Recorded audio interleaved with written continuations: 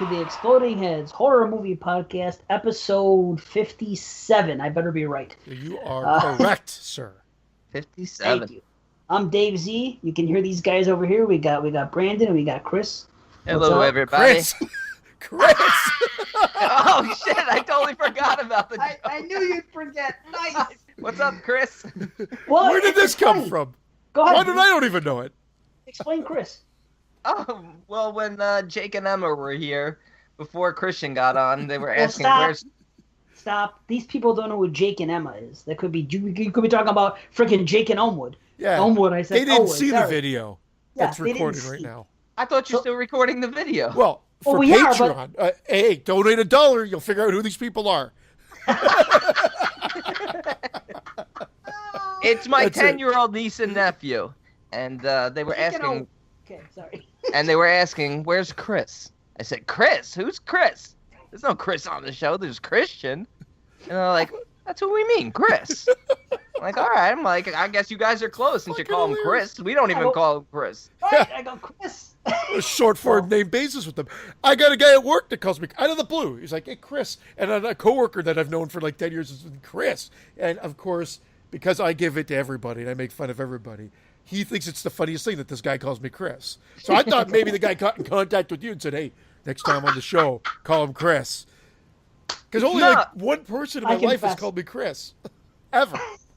Wow. It's funny. That's because you shove Christian down our throats. You can tell he's Christian. It can't be helped. You know? It's like religion, right down your throat. Right. And yes, we're gonna have to start calling you Christ. That's it, for sure. I prefer that.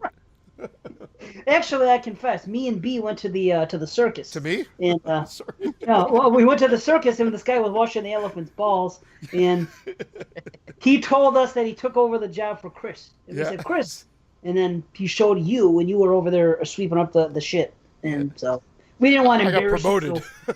Yeah, we didn't want to embarrass you, so we didn't want to, say, "Oh, Christian, hi." So we just stayed back and. But this new guy washes the elephant's balls with a rag and soap. He says Christian used to do it with his tongue. I don't know why. He just tongue bathed them. I like it. There's spit shine. It's give him a spit shine, glow. Chrissy. Yeah. Go get your fucking shine box. Okay. Those are the jokes, folks. Those are the jokes. Them's the jokes. We're gonna have a great time tonight, man. Your shine box. Yeah, man. We're having a great time tonight. We don't have a feature review. We're doing a bunch of triple R's. We're just gonna do some mini reviews. We're gonna talk some topics. Laid back track, chilling, having fun. But before any of that, we're on Horrorphilia. And thank you, Jason Lloyd, because we almost weren't here on Horrorphilia. He saved the day, right? I mean, wow, that was some shit. We thought the ship was going down, and we were going down with it. I was trying to jump ship because well, it's true. I mean, what are we supposed to do? Oh no, we were scrambling. Horrorphilia, hardly know her. It's like a Brandon joke. No, not even I go that low. That one's all you.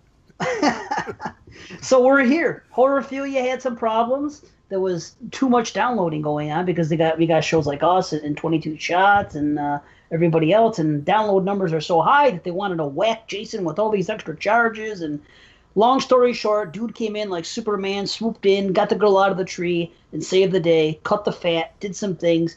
And we're here for now. We don't know if a month from now they're going to change the rates again and we're going to be scrambling again. But we're not going away. But we hopefully, it's on Horrorphilia always. But I'll tell you what, nobody else wants us anyway, so it doesn't fucking... I learned that nobody else wants Exploding Heads on their network. So, and by cutting the fat, that means 22 Shots is off the network. Well, it is a horror network, so they technically should have horror shows on there. So sorry, 22 Shots. True, we're the only one. You're right. Us and NFW. I'm going to give NFW props, but also blame because they have gotten so popular. I think they're the ones that are responsible. They've been here for years, right? And all of a sudden now they're doing these download numbers.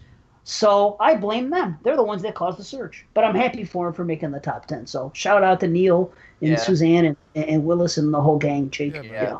It's good to see them standing on their own 2 feet. We were getting tired of carrying you guys. Oh, we can't talk shit though. We got second place, first time in a while. They did 10 Hellraiser movies. True. They deserve it. If we do 10 movies, we're getting first. If anybody does 10 movies, they deserve first automatically. I agree. A 10 movie show. I mean, that's serious. We're never going to do that. We're going to do franchise shows, a lot of them, but we're not going to do 10 in one show. I'm sorry. They could say I'm a pussy or that these guys are pussies. I don't care. I'm a pussy. I'm not doing that many movies. No, dude, it isn't about being a pussy. I would rather have us do, if we're going to do 10 films, at least split it up, because they might do 10 films, and I'm not knocking them. I love 22 Shots and our friends and everybody else. They're our homies. I'm just saying, they might do 10 movies in a 5-hour show, but we will do 10 movies split up in 2 in at least 6 hours. The shows are at least going to be 3 hours long. You know what I mean? So yeah.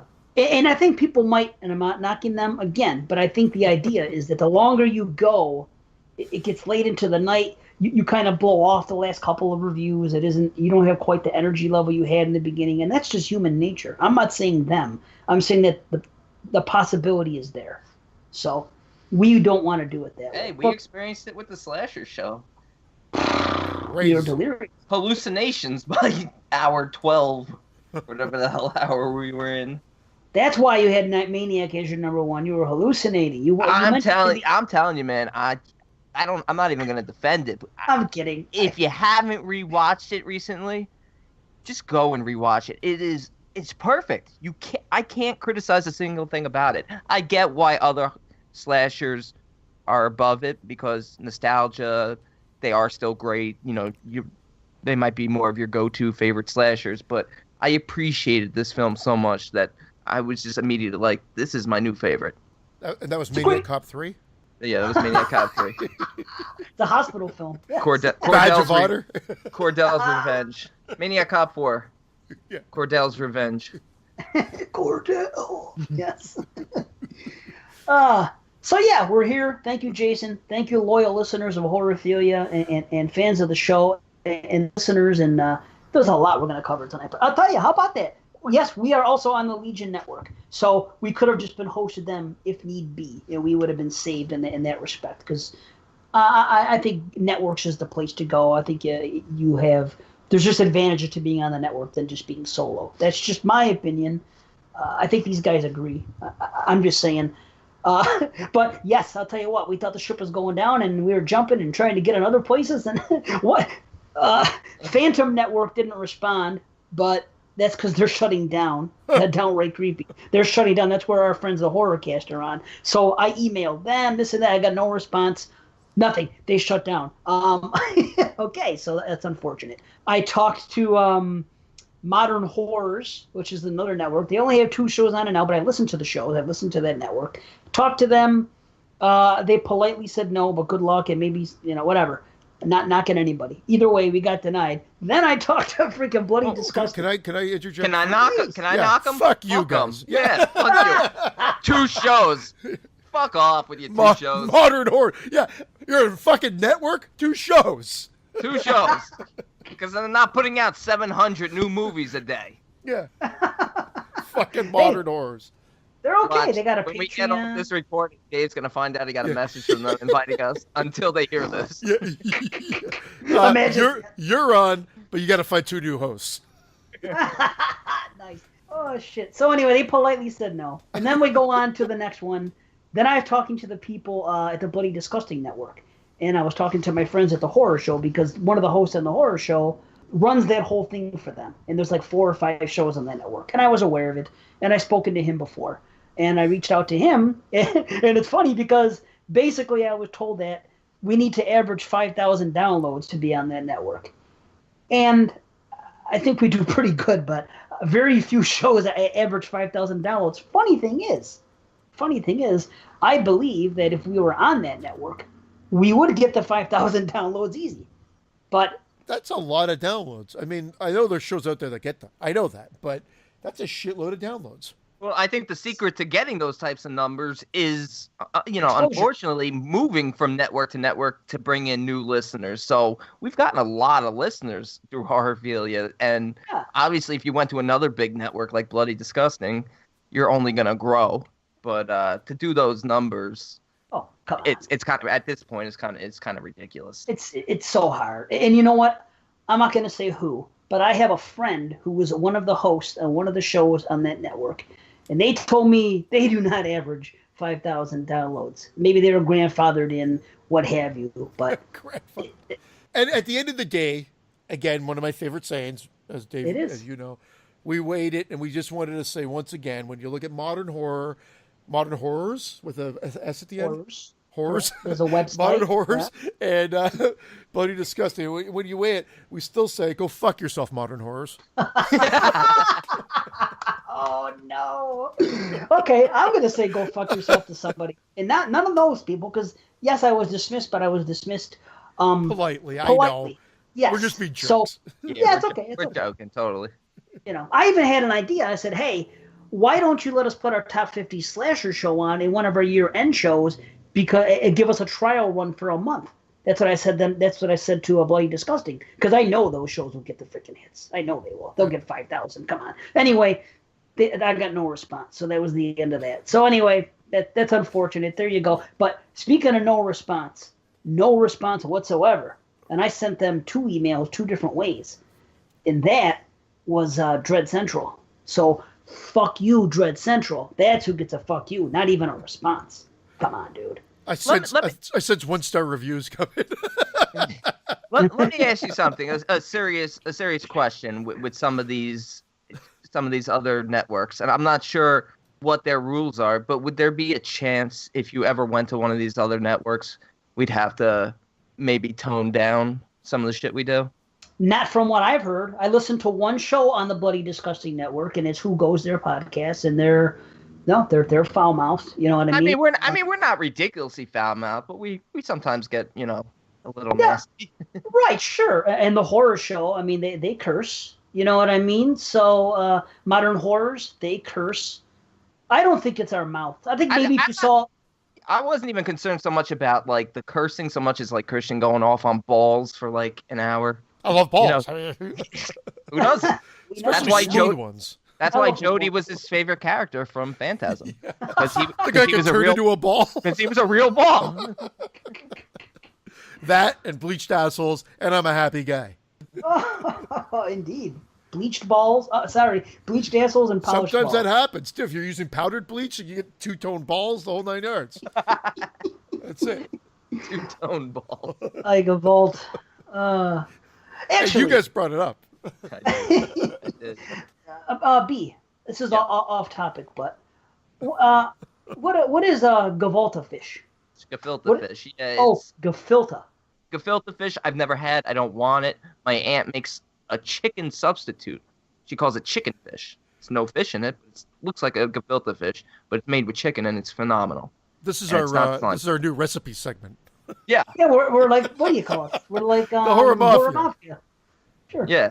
We'll talk about food. Yeah. We'll talk about I got a gabba drool over that. Hey, gabba drool. Gabba drool. Gabba drool. We love you guys. Shit. Okay, so gefilte fish, not gavolt. Because I was thinking, you know how they say I gavolt? I gavolt, yeah.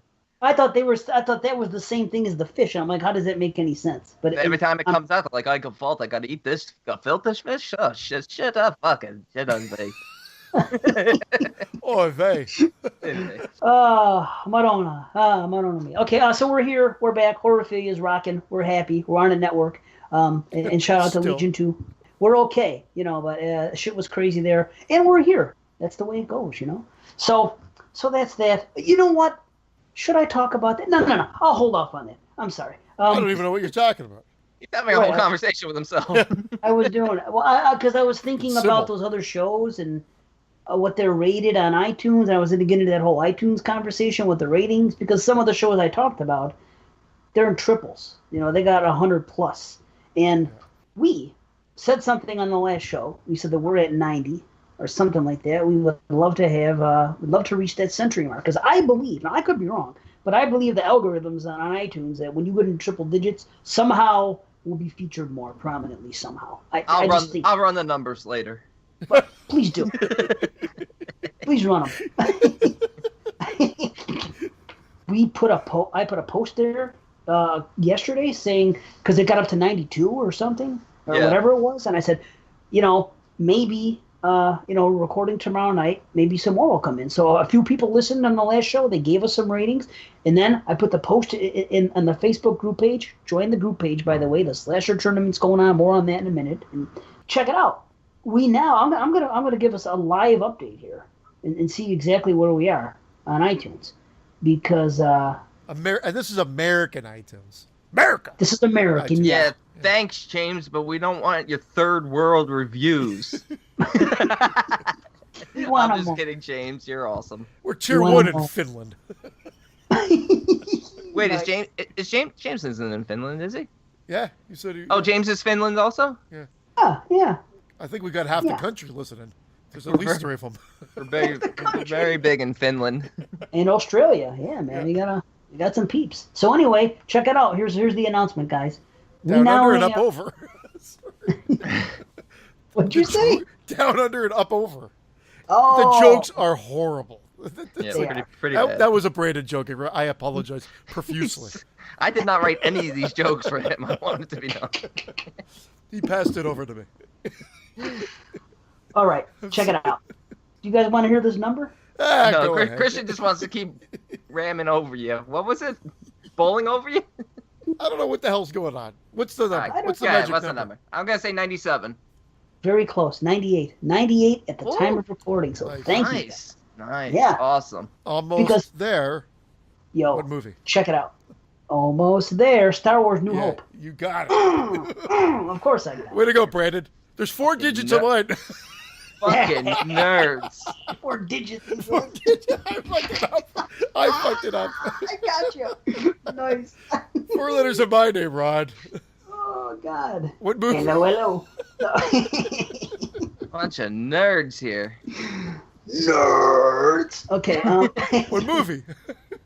Oh, come on. He's got to know that. You got to know that one. I know Revenge of the Nerds, yes. Okay. All right. Good. Yeah. So check it out. That's my pie. Are all nerds as good as you? Well, I gotta say that's bullshit, because his response is yes, but the reason is all jocks ever think about is sports. All we ever think about is sex. That's not true. Nerds don't think about sex. They think about books and atoms and molecules and shit. Books and atoms and molecules. Those are the only 3 things they think about. And sex. I'm saying. Guys like me, all I think about is sex. A normal guy. I'm not a nerd. Well, a horror nerd, I guess, kind of. But I mean, I'm not a jock. I'm not a nerd or a jock, and I never think about sex because I don't have any. I think about it the most when I'm not getting it. Honestly, when I'm not getting it, I don't think about it. And honestly, I don't even want to touch myself. I'm not even getting it for myself. Lucky you. Oh, I wish I had no sex drive. Good God, my whole life would have taken a whole different trajectory. I don't want to touch myself. I disgust me. Yeah, I disgust myself. I shower with a bathing suit on.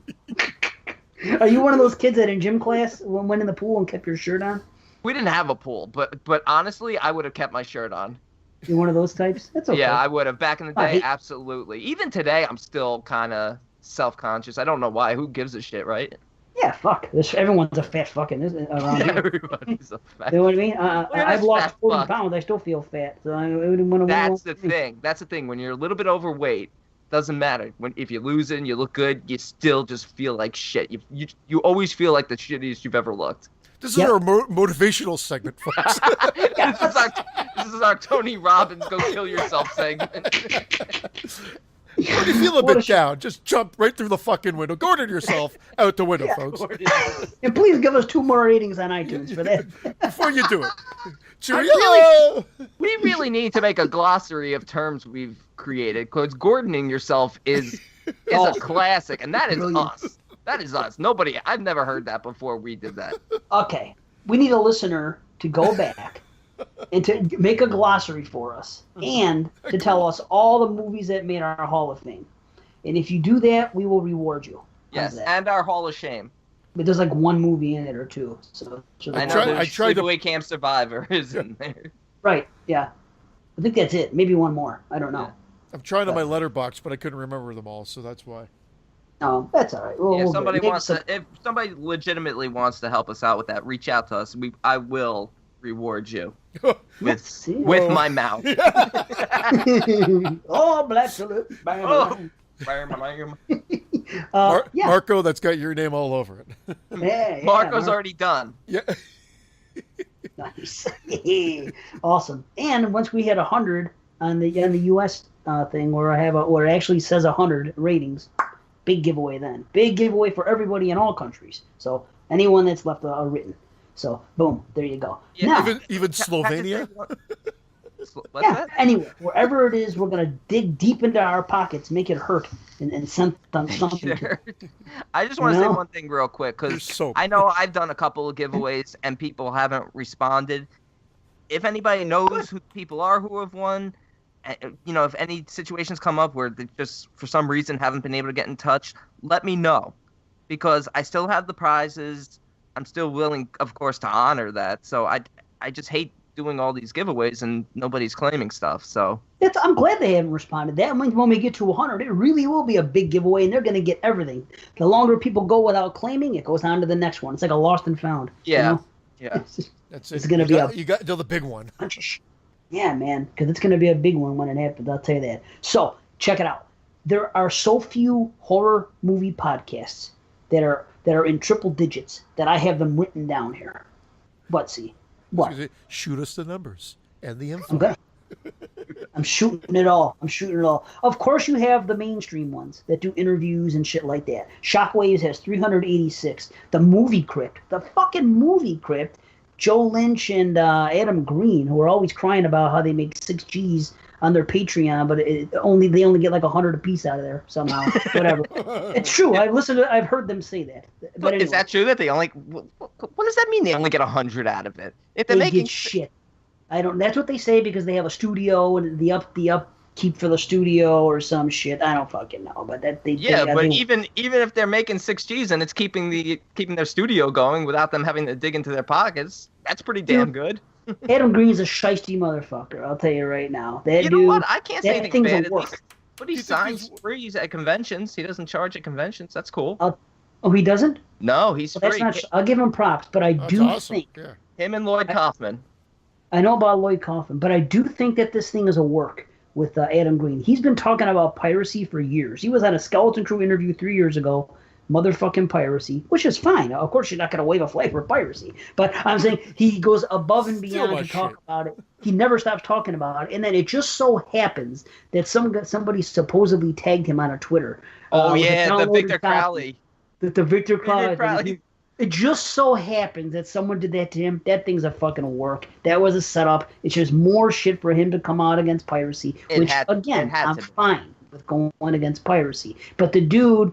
He's worth $4 million, and he's fucking still crying. He's crying with a loaf of bread in his hand, as my grandmother used to say. But whatever. But that's another story. Anyway, Movie Crypt, 747 ratings. Wow. That's huge. That is huge. Huge. And Mick Garris's Postmortem, 141. Now, these guys are on big networks, and they're people that already have, some iota of fame or are involved in the industry. So, I mean, we're not going to compete with people like that. That's just. Let me ask you something. What kind of numbers did they pull in terms of listenership? Do you know that? Any of that? I don't know. I wonder, do they average 5,000 a show? I don't know. Maybe they could join Bloody Disgusting. I don't know. They won't have them. Modern horrors won't even take them. No, thank you. We don't want this Adam guy. He talks about piracy too much. Oh, shit. Anyway, modern horror. Anything from 2000 and above. His next movie is Piracy of the Caribbean. I know nothing about I know nothing about that network at all, so I apologize. I'm just making bad jokes now. Yeah, I don't know either. Dave did all the legwork on that. It's fun. I literally have never even heard of them until you mentioned it. 1, 2, 3, 4, 5, 6. There are 8 more shows that have triple digits that are horror movie podcast shows. That's it. So if we hit 100, we are in freaking elite. We might go to first tier. That might be all it takes. Maybe once you get to first tier, because nobody really stays at 100. They all blow up. And here, check it out. Faculty of Horror. They're sponsored by, they're Canadian, females, Roomwork. So, yes, they do have some backing. 415 is their rating. Nice. 415 Yeah, iTunes reviews. Okay, Bloody Good Horror. They've been around for like 7 years, so I understand why they'd have something. 296. It's a lot. Yeah. Okay, The Horror Show, the show I was talking about before, who was now on the Bloody Disgusting Network and run that. 242. There's another show on the Bloody Disgusting Network who also cracked 100. It's called Forever Midnight. They have 104. My guess is that being on that network helped them tremendously. But I don't know. I haven't listened to the show. I can't say I have. So I'm not going to. I've not heard of that show. All the other ones I've heard of. That you've Okay, I haven't heard of it either. I agree. Okay, Nightmare on Film Street. They're Canadian. 148. 148. Fucking Canucks. They're right by. They're not too far Bomb from here. Canada. Yeah, they're based out of Toronto. See, you Fuck better fuck 'em Russia. up. Fuck Russia. Bomb Canada. And then here's this one. Say You Love Satan, 80s podcast. 231 ratings. Big, big, big. And one more. Another one I never heard of. Cult Classic Horror Show, 173. Boom. Good numbers. That is it, ladies and gentlemen. So this is what I want everyone to do. Everyone that's listening right now. I want you guys to go and listen to all those shows I just said. They're highly rated. Give those shows a listen. And you're listening to us now, so you know what we're about. If you think that those shows are better, well, let me rephrase it. If you don't think that our show is as good as those shows, don't give us a rating. So you know what? Clearly these guys are a better show. I understand why they have so many ratings. I'm not going to give Exploding Heads a rating. But if you listen to those shows and you say, hey, Exploding Heads, I enjoy that show more, get on the iTunes and give us a star. Well, 5 stars. But you know what I mean? We're fucked now. I know, right? You know, asshole Dave from Lee. day one, though, we've never been shy or about asking for feedback, even negative feedback. So we've always said to people, please review us however you want to. Please tell us what you like. Please tell us what you don't like. We may shame you. Yeah, we'll probably shame you and make you feel horrible about yourself, but we will also work on bettering ourselves in the process. Something good will come out of it. Yeah, mostly for us. Yeah. For you, you're gonna feel like shit. Yeah. We've asked for money, ratings, reviews. Yes. Well, I mean, at the end of the day, we're gonna do the show. At the end of the fucking day, I gotta stop with this thing. It's addictive. Yeah, what's the matter with you all of a sudden? Out of the gate, at the end of the day, whatnot. Fuck me, man. Out of the gate at the end of the day. That should be a t-shirt. We gotta start selling t-shirts. Out of the gate and at the back, it's at the end of the day. At the end of the day, yes. Exploding Heads. And dude, back to Patreon. It's the same thing. All these shows, I'm not looking. I guarantee they all have freaking more Patreon money. And you know what? I'll just say this. Some of the shows on there, I listen, and I'm not knocking the show at all. But you go on the show, you listen, it's like an hour long. They review one movie. They get on there, they crack wise, they punch their clock, they get the F out.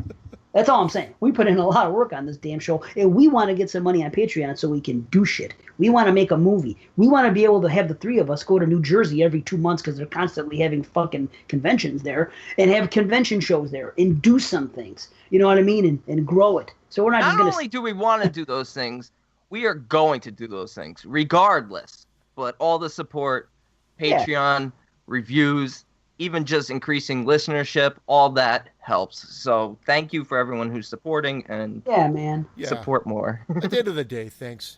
Yeah, and give us more. Yes, give us more. And we'll give you more.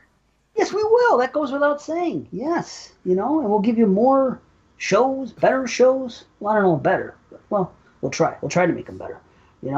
But yeah, get on the Patreon, patreon.com/explodingheads. Check it out. We're going to be doing more stuff there. It's only $1, man. Get on that shit. And there's different tiers. So do what you can. And again, iTunes help us out. And get on the Facebook group page.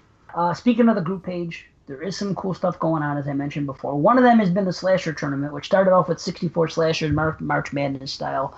And now we're down to, as of tonight recording, by the time the show comes out, it's going to be over. But this is still some of the stuff we do. People are voting. We're having fun. We're down to the Elite 8.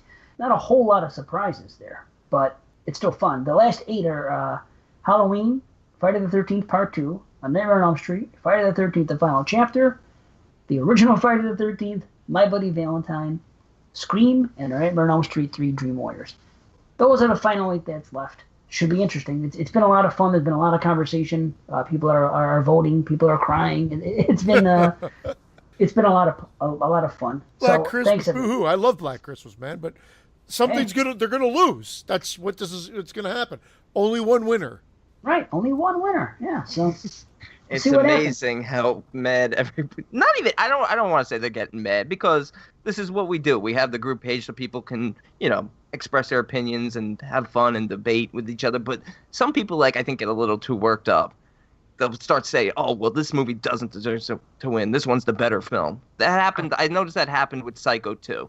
Psycho 2 might be one of the best made films of all the slashers. Right. Yeah, But man, people what are you chose gonna to do? vote for their favorites, which doesn't necessarily mean best. No, but for some it is. Like hell, it was Psycho 2 against Nightmare 3. Now I had them both ranked. Psycho 2 I have a 9.5 out of 10. I was higher than probably anybody here on that. And Nightmare 3, 10 out of 10. So they're right there, man. I mean, you hate to see some go, but we're down to the nitty gritty, and that's the way it is. That is. What are you I had Dream Warriors 9.5 and Psycho 2 at 9.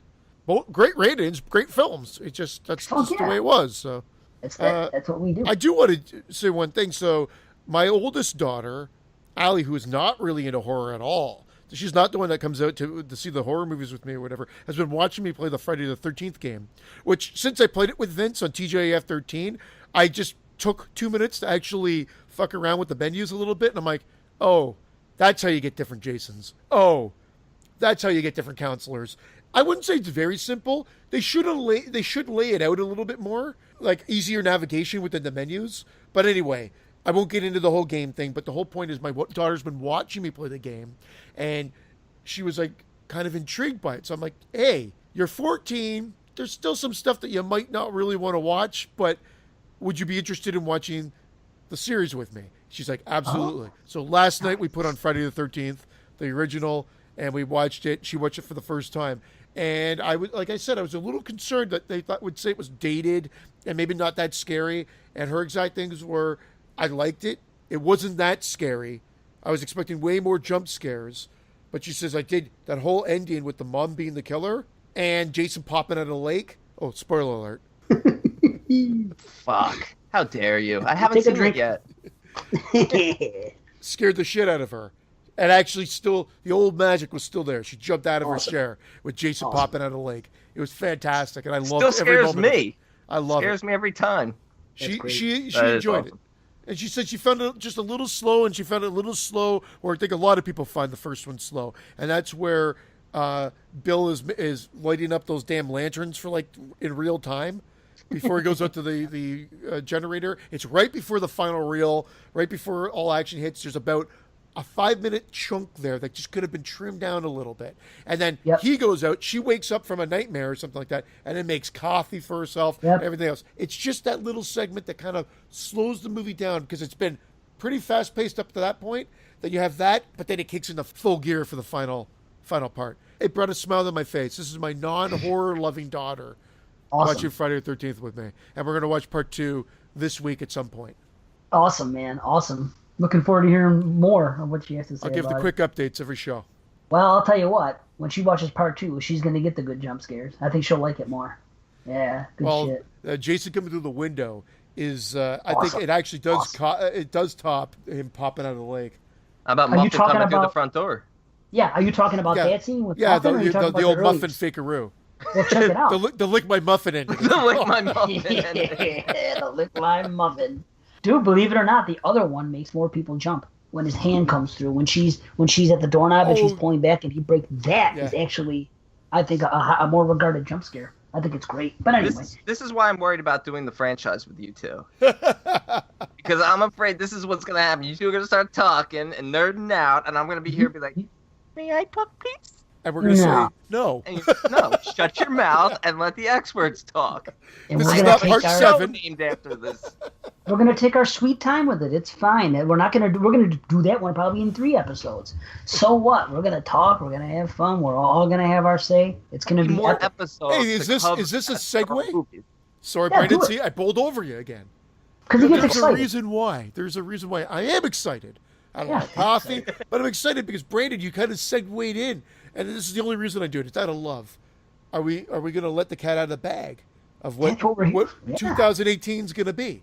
Would it be Do fun it. if we decided not to tell anyone right now after Yeah. all this? Donate $1, you'll find out. Yeah, we're only going to tell the Patreon subscribers. It's going to be at the end of the video. By the way. It was already at the beginning of the video. They already know. 2018 is the Exploding Heads Horror Movie Podcast year of the franchise.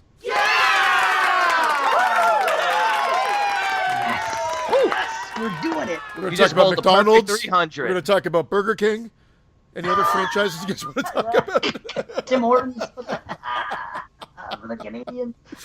Yeah, the franchise horror movie. Let's the horror man. movie franchise. However you want to say it, that's what it is. We get Phantasm already. Thank you again, Christine. I think we said we're going to tackle the Evil Dead series. And I don't think we're going to go into Ash versus the Evil Dead. I thought we were going to focus on the film series. I like that From idea. Sophie. As somebody who is up to date with Ash versus Evil Dead, though, if you are even the slightest bit of an Evil Dead fan, you need to be watching that show. Absolutely. Right on. Yeah. And I haven't watched the third season. It just It's started, phenomenal. right? It Yeah. just does not miss a beat every episode. Wow. Now, speaking of TV shows, really quick. I bowled you over. I'm sorry. Oh, no. Now I'm doing it. You Brandon guys gets bowled are both averaging like a 300. You just throwing strikes. over. You finished B. I'm sorry. I just Oh got no, excited. I was done. That's fine. You were done? Okay. I've been watching Black Mirror, and it's fucking phenomenal. Oh. So I don't think there's been a bad episode yet. I love it. I love it. Yeah, that's on Netflix, and I've heard for that show you don't have to go in chronological order. Each No, it's like episode. a Twilight Zone. It's like Yeah, the Twilight okay. Zone for modern times. Yeah, I have it Yeah. in my queue. I can't wait to start that one. It's fantastic. I've been going through Twilight Zone, interestingly enough. Oh. I'm on the 5th season. Man, those episodes, some of the episodes I realize either I haven't seen in a long time or I never saw. Oh my God, every episode is so ahead of its time. It's Best phenomenal. show ever. Best show ever. I've been saying that and The Sopranos are my two favorite things. They're straight off for TV, you know? Good picks, good picks. Man, So love it. you're the franchise again, not to get off this TV talk. Yes, but you're the we franchise. got the Evil Dead series. Evil Dead series. We've got, well, obviously we're going to crescendo. We're going to end with Friday the 13th. We talked about the Final Destination series Nightmare on Elm Street. and the Nightmare on Elm Street series. That's what Um, we're definitely bringing for sure. I'm not saying that's it, but that's what we're definitely going to hit on this motherfucking year. Boom. Yeah. And we already hit Phantasm. We're doing it. We You didn't never do this know. shit for... What do we do? What do we do? We did Maniac Cop trilogy, and we did Hellraiser 3, the first three Hellraisers. We did Sleepaway Camp, and really... pardon me, we did Paranormal Activity. So, in whatever, in 2 years, we've done like 4. Yeah. So we've been, and the ones we did weren't the most popular ones. You know what I mean? So now we're doing shit, man. We've been on for 2 years. We're doing what we want to do. We're gonna have fun. We're gonna do franchises. So rock and roll. Evil Yes. Dead, The Final Destination, Yep. Nightmare on Elm Street, and Friday the 13th. Boom, for sure. For Those sure. 4. Those are guaranteed. Those are guaranteed. Or your And money then- back. Or your Speaking of dollar money, or your dollar back. you could Patreon it. You could do it the same way that's how we got Phantasm from Christine. She went on that thing, tier 3, whatever you want to call it, boom, and we did it. So, piece of cake, rock and roll, we're doing it. There's one more show I want to talk about, though. We talked about it a little bit on the group page, and a little bit on the show, and it's the Is It Horror episode that's going to happen. We're going to discuss movies and whether or not we consider them horror movies. They're debated movies. We had votes on it, and once again, it culminated on the all this took place on the group page. So I'm going to read off what the movies were. It was supposed to be 20, and it ended up going over 20 because there was a big surge at the end. So I'm going to read them off really quick. And this is the first time these guys are hearing it too, I think, because I don't even know if they. I read the list, but I'm looking forward to hearing it again. All right, check it out real quick. This is what it's going to be. And we're not going to elaborate too much. We're just going to say, because we're going to watch these movies and talk about them later on in the year. But here's what they are. Silence of the Lambs, 7. Twin Peaks Fire Walk with Me, The Burbs, Deliverance, A Clockwork Orange, I Saw the Devil. Wow, we're talking about it soon. Okay, Talking about all that right. tonight. Rah, Oh, how about it? The Terminator, Yeah. Green Room, Gremlins, Willy Wonka. Oh wait, yeah, Willy Wonka and the Chocolate Factory, Ghostbusters, The Shape of Water, Alien, Jaws, Predator, Mother, exclamation point, Aliens, American Psycho, Bone Tomahawk, Black Swan, Jurassic Park, Psycho, and It Comes at Night. Boom. Those movies, we're going to talk about whether or not we consider them horror, and that's going to be a fun show. So It's going to be epic.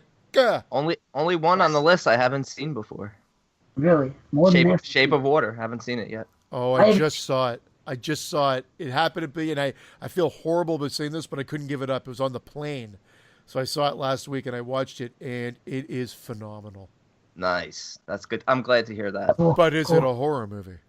Mm-hmm. Stay tuned, or insert $1 right now. Nice.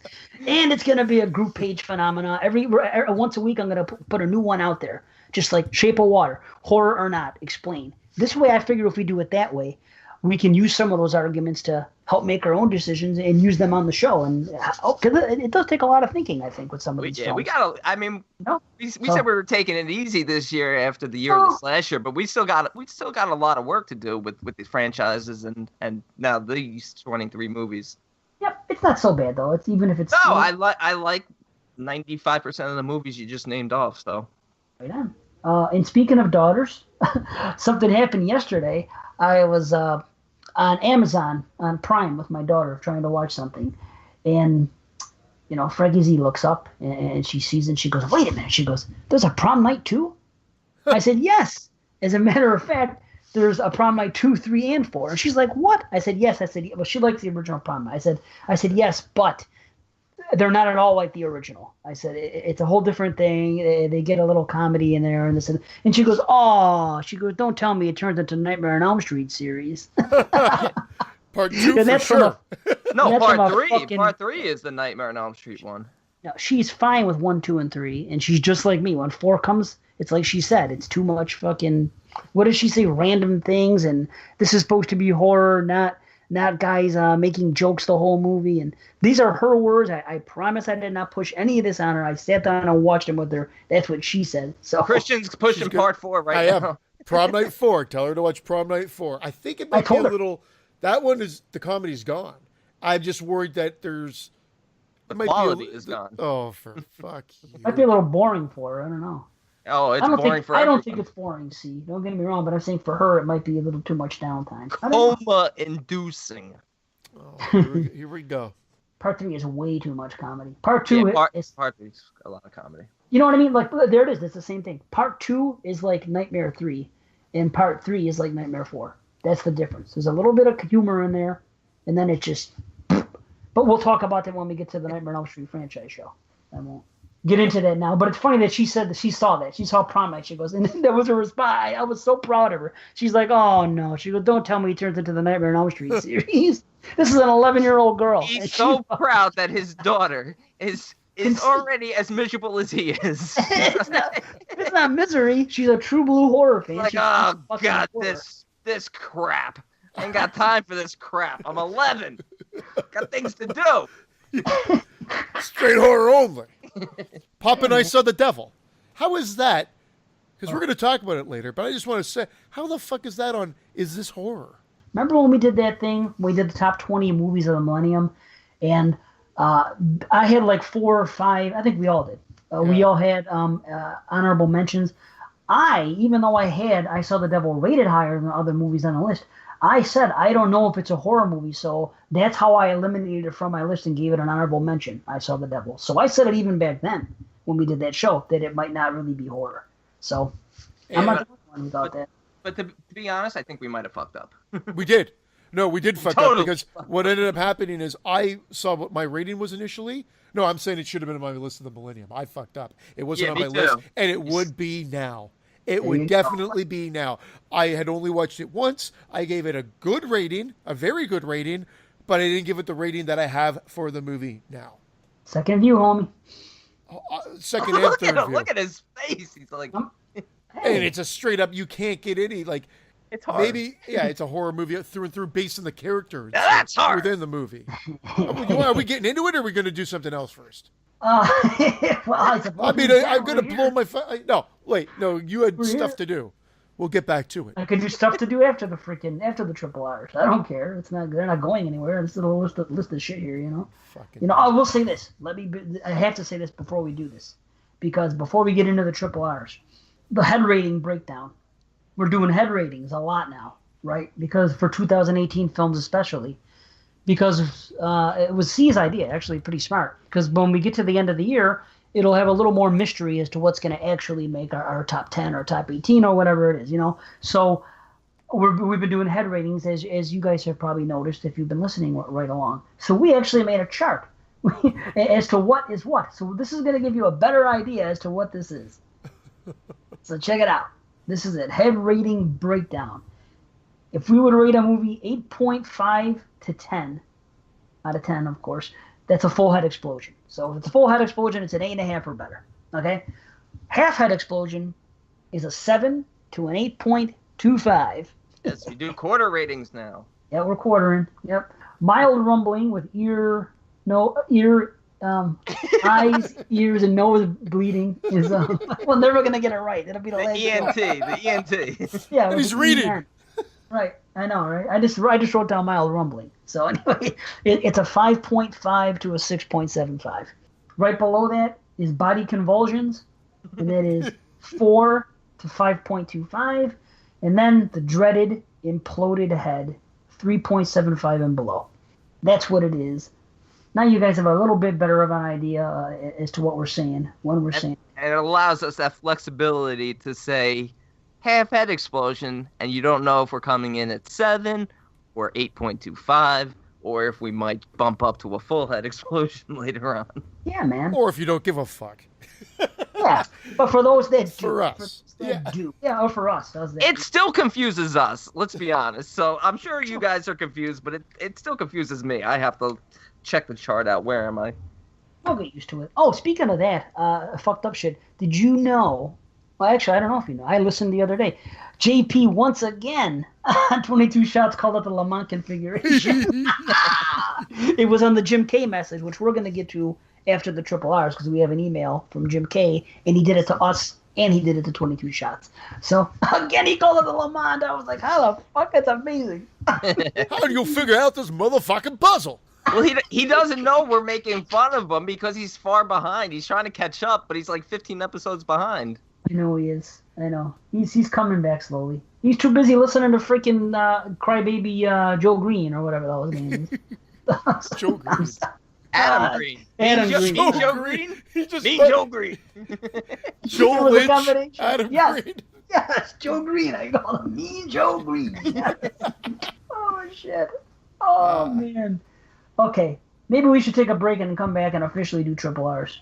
Let's do it. Let's do it. Flips. Hey, it's your boy, Donnie Rings, host of the Horror Mafia podcast. I'm joined by my associates, Baby Joy. Hey, yo, how you doing? Come stai? And Big Bill Casanelli. Hey, Bafangul, Fajul, all right? And together, the three of us will take you, the listener, through our unique take on the horror genre. And sometimes mob movies, too. We are the mafia, you know. We serve up a little antipas to get you in the mood. A little gabagool, a little supersada, hot sausage, a piece of mozzarella, cracked Sicilian olive, forget about it. As well as a wide variety of entrees to mange. Whether the classic film review or our list episodes. You'll always get an exquisito dish served. Hey guys, how can we forget? Tanya's torture. Ah! Fucking Dawn! So come join us in the back room at Horrorphilia Studios for a sit-down with the Horror Mafia podcast. We'll make you an offer you can't refuse. Or you'll be sleeping with the fishes. Boom, we're back. Okay, Charlene picked this one out for us for a triple R. She won it in a drawing for Patreon subscribers. We're going to have another one of those at the conclusion of this segment. But we're going to start off with I Saw the Devil, and then we will do our other triple R's after, because we all have a bunch of 2018 films to discuss. So, okay, take it away, B. Okay, this one is I Saw the Devil from 2010, written and directed by Ji Woon Kim, and it is about a secret agent who exacts revenge on a serial killer through a series of captures and releases. Now, that's the short description from the B, and I also want to point out, not that we're going to go into, crazy spoilers until we get to the main Is It Horror show, but under the description, it's action, drama, horror. Mm-hmm. So I just wanted to point that out. Well, because of our little sort of segue a little earlier into this about how is this not a horror film based on the subject matter. But yes, there are some sequences that involve, there's like a lot more cops, there's a lot, there's some chases and whatever, but it's literally about a serial killer and the relationship between this police officer and a serial killer, but we follow the serial killer and what he does and Jung Chul. And the people that he interacts with and what they do throughout the movie, it can't be anything but a horror film from what we're presented.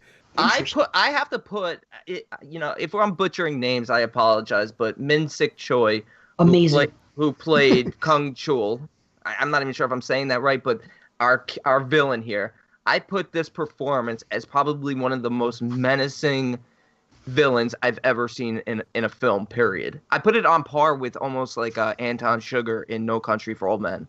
That's how good it was. I haven't seen that film, but I can definitely attest to the fact that this guy is magnificent in the film. Oh my God. He just, every time he's on screen, I'm scared. Well, we talk Anthony Hopkins from Silence of the Lambs, obviously, and everything. This performance is like, the only reason you would maybe not be able to compare it is if you can't get over the language barrier factor.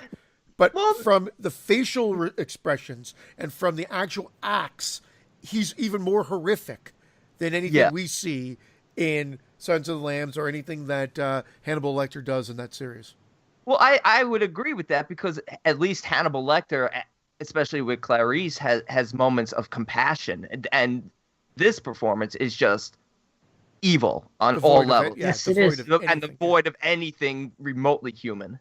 No compassion, right? Especially in the beginning when she says, "I'm pregnant," and then how he just my God, continues, doesn't change the expression in his face, just half a second of hesitation, just continues to do the job that he's there to do. Just doesn't give fucking two shits, And he knows he has no emotion, no fear. He straight out tells him at the end. He says, "I've won. You can't get to me. I've got no fear. I've got no emotion." It's brilliant from that standpoint. The fact that it's even a game of cat and mouse over and over again, and the fact that there is this capture and release subplot, I don't want to say it brings one of the only flaws I can see, but it definitely brings one thing about the passing of the tracking device. Right. What about it? Well, because it has to pass through a system, right? Yeah. So it's working flawlessly, and at some point he would have to have passed it. So what was the game plan from, I'm going to butcher this name, Kim So Hyun? Yeah. Standpoint. Well, he's our agent. He did it though. Yeah. He did what he was supposed to do. He did pass it, and he used it again. He followed him, knowing that eventually he was going to pass it. And when it did happen, he was right there. Yeah, but then he wouldn't been able to track him, is what I'm saying. He hadn't passed it. He forcibly passed it by buying the laxatives, but it was such a great scene because it's a moment where he knows that the only way he's going to be able to get rid of this tracking device is to give Kim Soo-hyun this choice of saving the pharmacist by applying pressure to the slit throat he has, or he could just go after him and get him right then and there. And Kim, at this point, still has some humanity left in him because, I mean, he's avenging his pregnant fiance's brutal slaying at the beginning of the film, which is an absolutely just horrific scene. And I just noticed the use of colors in this film, the blues in this film, the blues and the reds. Oh my God, beautiful! It's great cinematography. It's fucking phenomenal. You can say I blow the French extreme films, but I mean, you just have to watch. They're not limited to these movies. I'm just going to say the three: The Wailing, Train to Busan, and I Saw the Devil. And you've got three South Korean films that are absolutely gorgeous and absolutely phenomenal. And there's plenty more. And what I've realized is that I'm thankful that I haven't seen all of them because I'm going to go back and now start watching all those because I'm a huge fan everything is like a work of art. We're just talking about The Shape of Water very quickly, and how that won for Best Picture and whatnot, and everything was the cinematography there. It's like everything was like a picture of art. This is exquisite. Every shot really is exquisite. Yeah. That back and forth they have, the cinematography, the way it's done, and the dialogue they're having back and forth as he's passing it, as he's trying to save the pharmacist. It's just like he finally realizes, Kim, in that moment, that his actions are going to have consequences. Like, to this point, anytime he's sort of let what's his name, Kyung-jul get away, he's always managed to hurt other bad people. But at this point, he realizes that this could backfire, and innocent people could get hurt at this point. But he makes the right choice in staying behind to save the pharmacist instead of going after him immediately. But man, that's the game changer at that point. And we jumped in typical fashion. I think I was the culprit here. Brandon set it up, but we're not starting at the beginning. We never do a beginning right through to the end review. It's not our style. But in response to tracking the killer, they've got it down to 4 suspects, and of who killed his fiancée, who he didn't know was pregnant at the time. But she tells the killer, and the killer has no remorse and doesn't seem to care, and in fact just seems to make him kill her faster. Almost. But just to shut her up. in response to that, he tracks down the 4 suspects, and now realizes he's got his guy. Why are you breaking my balls? Yeah, it's great. He beats him. Oh, that's fucking hilarious.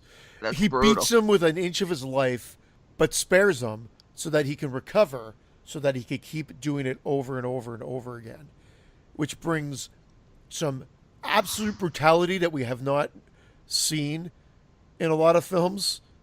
There's always films out there that are brutal. I'm just saying the levels of where this film goes, and like I said, some of the secondary characters and what they turn out to be, it just sends shivers down your, like, I mean, it's just, you're thrown in just to a world of depravity, like just absolute. But even our protagonist becomes a monster himself, and that's the brilliance of the title of the film. Because I saw the devil. I mean, we're seeing just devil after devil between our main killer, his friends, the cannibal, and all these other horrible people, the thugs who killed the taxi driver, and it's just depraved human being after depraved human being.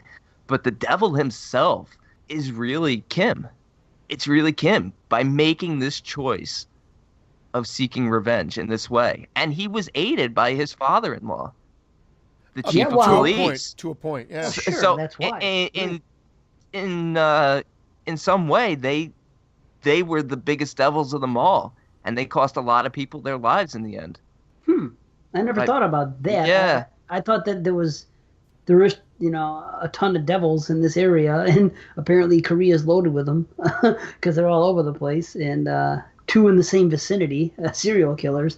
So I'm thinking they're all over the place, and you keep encountering all these, devilish type people. I just figured, he's another one. I saw that he saw the devil and he becomes one himself. I don't know if he's the worst. I think he saw the devil in himself. I think Sure. he feels like he's probably the worst. And some of these emotional scenes at the end where he's crying, and then some of the scenes where he's having like an emotional breakdown, I think it's almost like the realization that he might be the worst of them all because he let this guy win.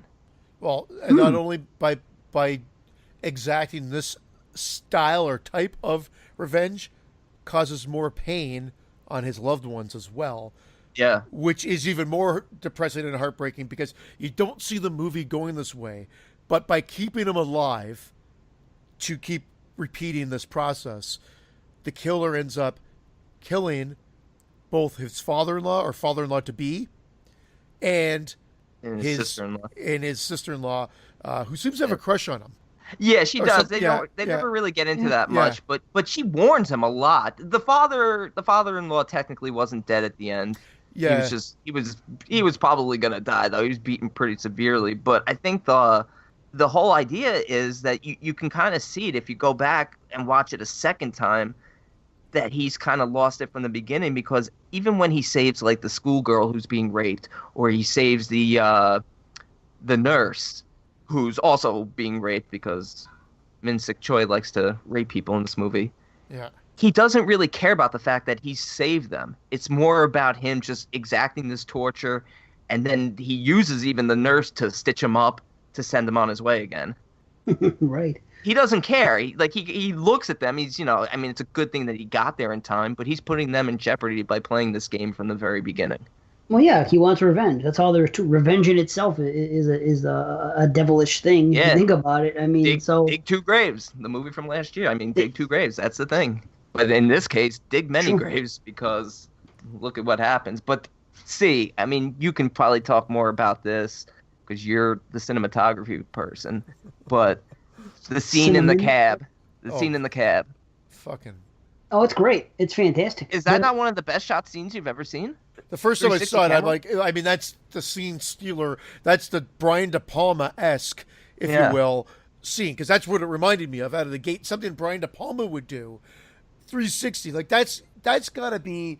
I'm trying to figure out how they did it. And I figured computer-generated graphics came into as well. Because I can't just imagine, like, it just being a 360 shot, like, in the middle. But it could have been manipulated a bit. But it is absolutely phenomenal. It's a showstopper. It really is. It is. And the level of violence in it as well the level is of show-stopping. Fucking brute. And the way the look on the driver's face, the thug who's driving, when the serial killer says to him, it looks to me like you're the unlucky one. And then you see like the guy's face strain. It reminded me of that scene in Bronx Tale with the bikers. Now you just can't leave. Now you just can't leave. That's what it was. Like the holy shit, I fucked up, just dropped from his face. The emotion just dropped, saying he knew he was fucked. It's great. Here's the funny thing: as great as that scene is, and it's fucking great and brutal and beautifully shot, it does absolutely zero for the plot. If you left that scene out, it wouldn't have made an iota of difference in the film, except for us marveling at the scene itself. Yes. I realized that. I did realize that. I mean, it's just another level of evil. Like more characters that are evil. Like everybody, like so it feels many. like you're in like Blue Velvet or a David Lynch film or something like that. That like weird. There's evil behind every corner of this town is just filled with these despicable people. And the sequence that I don't want to say tops it, but is very unsettling is that whole cannibal with the girlfriend and what they're up to, and the fact that he still has a hostage, and he tells the hostage what he did and how he's looking for more meat, trying to get his next meal ready. And that's a pivotal scene at the house, because that's where actually the cannibal refers to Kim as one of us, because he's talking to Kyung Chul, and they're trying to figure out who this guy is. At this point, he doesn't know who he is, and he's like, he's one of us. He's loving the idea of the hunt. So that at that point, they're comparing this special agent in the Korean, I don't know what agency it is, but he's like a special agent. They're comparing him to them, and these are the worst people in the world. It's true, and it's a fucking uneasy scene for me, because you know that people like that exist, and knowing that shit like that exists makes me believe in evil. It actually gives me faith. The faith that I do have in my life, a lot of that is derived from the fact that I truly do believe in evil, and I think there has to be two ends of that spectrum, very good and very bad. It's interesting that you brought up faith, because I thought the same thing. I said to myself, a movie like this, and knowing that there are people like this, makes me have to believe in something, in faith, and because there's no way people like this can just die and not be punished in the afterlife. They have to be tortured for all eternity. Not even just that. Just the fact that they are that evil to commit things like that, so shamelessly and without any remorse. Yeah, without a doubt. That's more than a mental disorder. It just seems evil. You can feel it even in a film. Watching it, just the sick feeling you get in your stomach watching it, knowing that things like this happen. That's what I always get from that scene. But what I do like about that scene, after that feeling does end, I get humor. I get a lot of humor in this film. I don't know if it's unintentional or not, but I do laugh a lot at certain things. And not so much humor, but I like the fact that he actually pulls rank, and we know that he fears our killer, even though he's a fucking sadistic cannibal himself. He knows that he's not on the same level that our guy is. Yeah, our killer in this is he's great. He's Charisma. he's the big dog. Yeah, he's got in charge. charisma. What did you say to me or something like that? And then it turns like he gets all he's eating that fleshy, like he's eating the girl, I guess, and he's being like he's talking like a tough guy, and almost like putting this guy in his place in his mind, and all he says is like, "What did you say to me?" And you just see the turn of expression of, "Oh, I went too far." And he starts to cry. It's like, why do I get so emotional in the cannibal's face when I get angry? And it's a very well done scene. Again, the performances are spot on, and I always used to find it difficult in a foreign language to pick out that aspect, unless they were going batshit crazy, overacting. The performances here are all amazing, amazingly done. Yeah. Oh, really heartbreaking scenes too. Even the scene at the beginning when the father of the daughter, when he's the relationship. The relation, and he's begging forgiveness from Kim, and then at the end, when Kim is holding the father's hand as he's like dying, and he's almost like begging forgiveness. Oh my God, it's so heartbreaking. Well, this turned him into a monster, into a devil, as we've said, and the revenge, like his complete revenge, as he refers it to, is monstrous. Yeah, because it's totally, and that's why he has that total breakdown at the end. Because he couldn't just kill the guy. He had to make sure that this affected him emotionally somehow. And finally, maybe from a character that said he had no emotion to him, something must have changed there. Because he was so worried about his family, his mother, his father, and his son opening that door. I don't think it was just because it was being held. Like, was he just holding? It was strapped to the door, right? Sorry, I'm not explaining this properly. The rope that he's holding in his mouth was latched to the door. As well as the thing, but I don't think that was the only reason why he didn't want his family to come in. You know what? I think he was embarrassed about what they might find about him. Of course. That's what I'm saying. So there was some sort of shame, some sort of emotion, and those very last moments, he drew that out of him. Or I guess, Brandon, I could see you kind of pontificating there. Well, no, even in the conversation before he puts the rope in his mouth, there's a moment where our killer sort of like begs, don't kill me, and it's almost bullshit. A little it's jarring at first because you're like, wow, this guy doesn't beg, but then at one moment he puts his head down, he stops talking, and he looks up and he's like, get on with it already, or something along those lines, just void of all emotion, as if everything he had just begged and said before was just complete and utter bullshit, which it was. That's like the Academy Award shot. That shot when he looks back up, it's just pure evil. Absolutely. Pure evil. He sold it hook, line, and sinker. He's just looking at him. He's got some blood speckled on his face still. He's swollen, but it's just his eyes, and he's seeing right like through him and whatnot. And you realize, I took it that everything that led up to that was just absolute bullshit. He was taking Kim on a ride, an emotional ride. Yeah. Because he was devoid of it. But then Kim's complete revenge is having the killer's mother and father and abandoned son come and witness his last moment of being alive, tied, bound, and by opening the door, they release a metal plate that comes and chops his head off and rolls in front of them. Right to their feet. Yeah. And then you hear them screaming, and he has the tracking device, so he's listening to the whole thing. Yeah, and then cop, of course the protagonist, quote-unquote protagonist, because he's an anti-hero. Then he pulls the earplugs out, and he just has a fucking breakdown. And then our movie a metal ends. plate. A metal plate. Like Bill Moseley? Just like Bill fucking Moseley. He has a real one. It's a fact. Not a paper plate, Bill. But if you thought our protagonist at any point, hadn't completely gone full devil himself, this last scene is certainly the turning point. I mean, he's allowing this guy to get away with so much and attack innocent people. It gets his father-in-law nearly killed. It gets his sister-in-law murdered. And at this point, the idea that he not only has to kill the killer, but destroy his family. An innocent boy. who he has an encounter with very early in the film, and you can see is sort of just. There's nothing wrong with this kid. You can kind of see that he's just sort of angry at the fact that he doesn't see his father. The parents are sort of upset by what they see when they see recent pictures of him. The mother even references, why does he look so scary now? Like, they don't know to what extent this guy is a fucking monster. So at that point, like, him destroying them, he's become really bad himself. I won't put him on the level as our main villain here, but No. he lost. He lost. Yeah, he lost, and then what is he creating with He that lost. last emotion? Because the son is witnessing that. Yeah. If we know anything about, like, just like now, He destroyed that whole family. The same He just way. had tunnel vision, man. He was just laser focused on his revenge, and everything else was secondary. And But in the end, it ties right It back to happens. the beginning. He destroyed this family the way Kung Chul destroyed destroyed his. Yeah, yeah. So it's just. but it brought him It's no not, happiness. It's not hard to still sympathize with our protagonist, but it's like it's tragic in the end.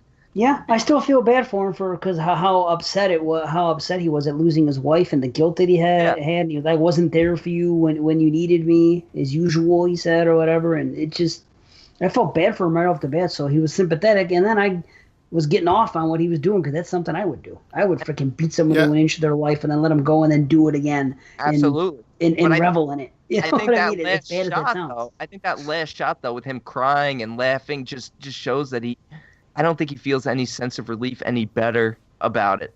No. That's what I said. I said no. He said there was absolutely no cathartic moment there for him. No. Because that doesn't work. At least I've always said that, and I'm a bit of a here I am talking about my revenge and how someone did that to me. But when I get right down to it, I'm more of a pacifist than anything, and I always have been. And it's just I don't feel that revenge does anything, and it doesn't make you feel any better at the end of the day. Like I've always said, if somebody was to kill, because I watch a lot of true crime shows. And I see someone, they lose like a child or something, and you always see them outside and they're protesting and we're not going to rest until this person's fried. And I've said this to my wife. I said, you know what? I could give a fucking shit less.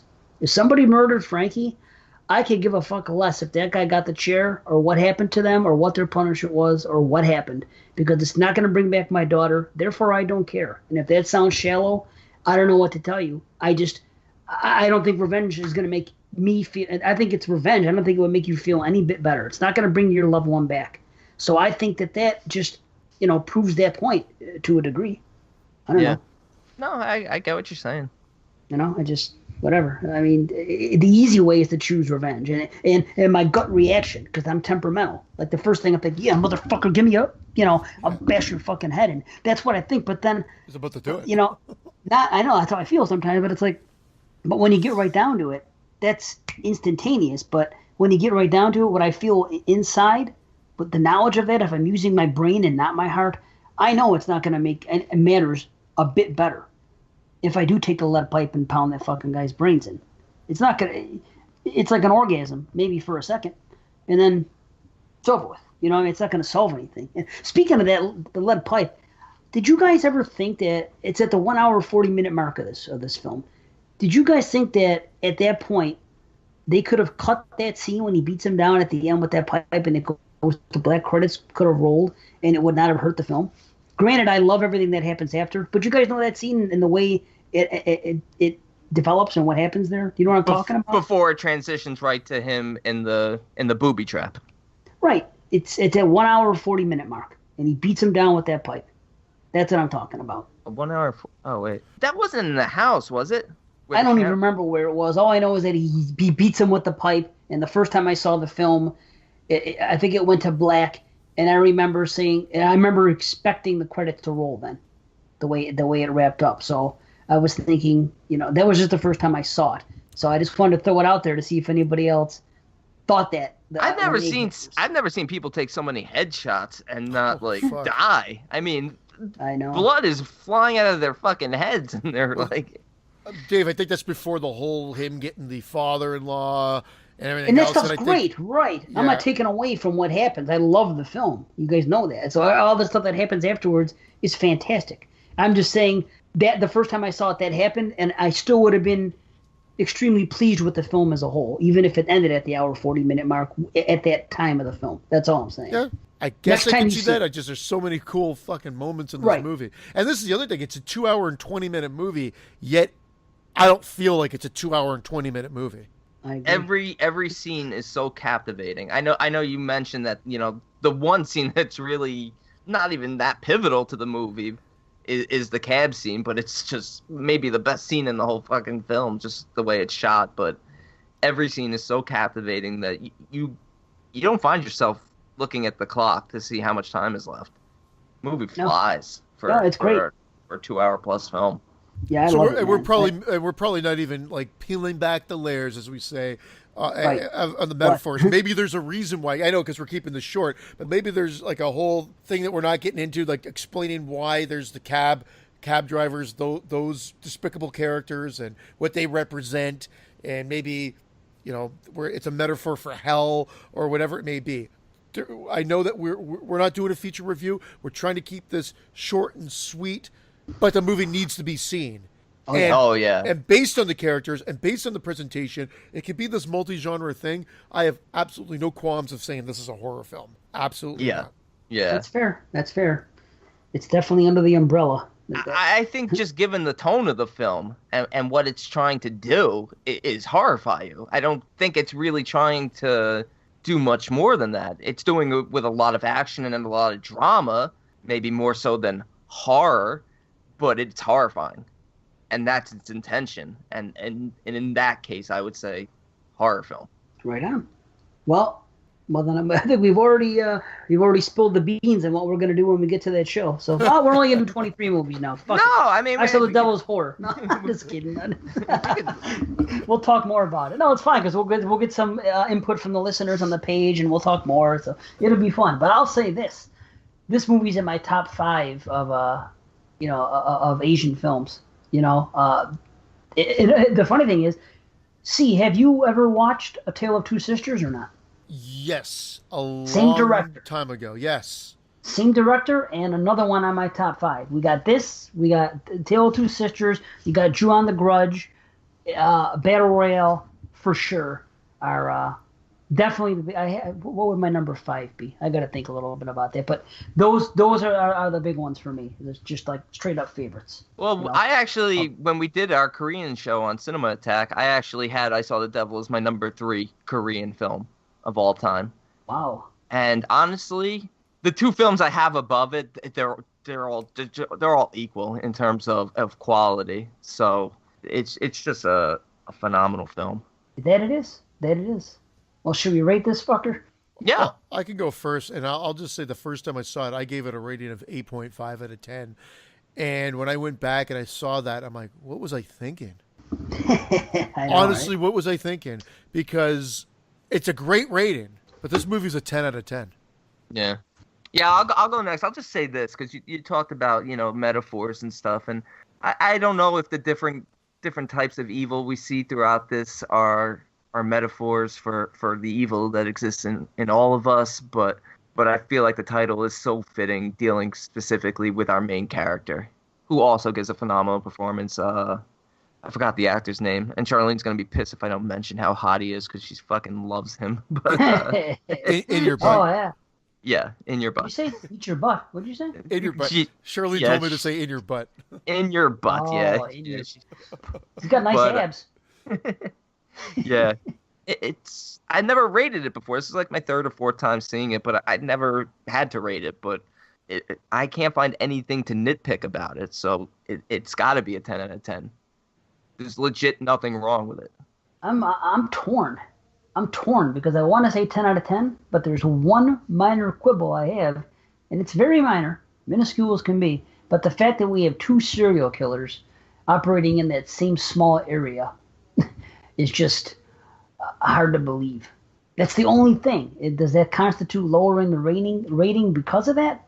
I don't know. I guess with the tone of the film and evil being everywhere, I guess I can accept it. Fuck it. 10 out of 10. That's it.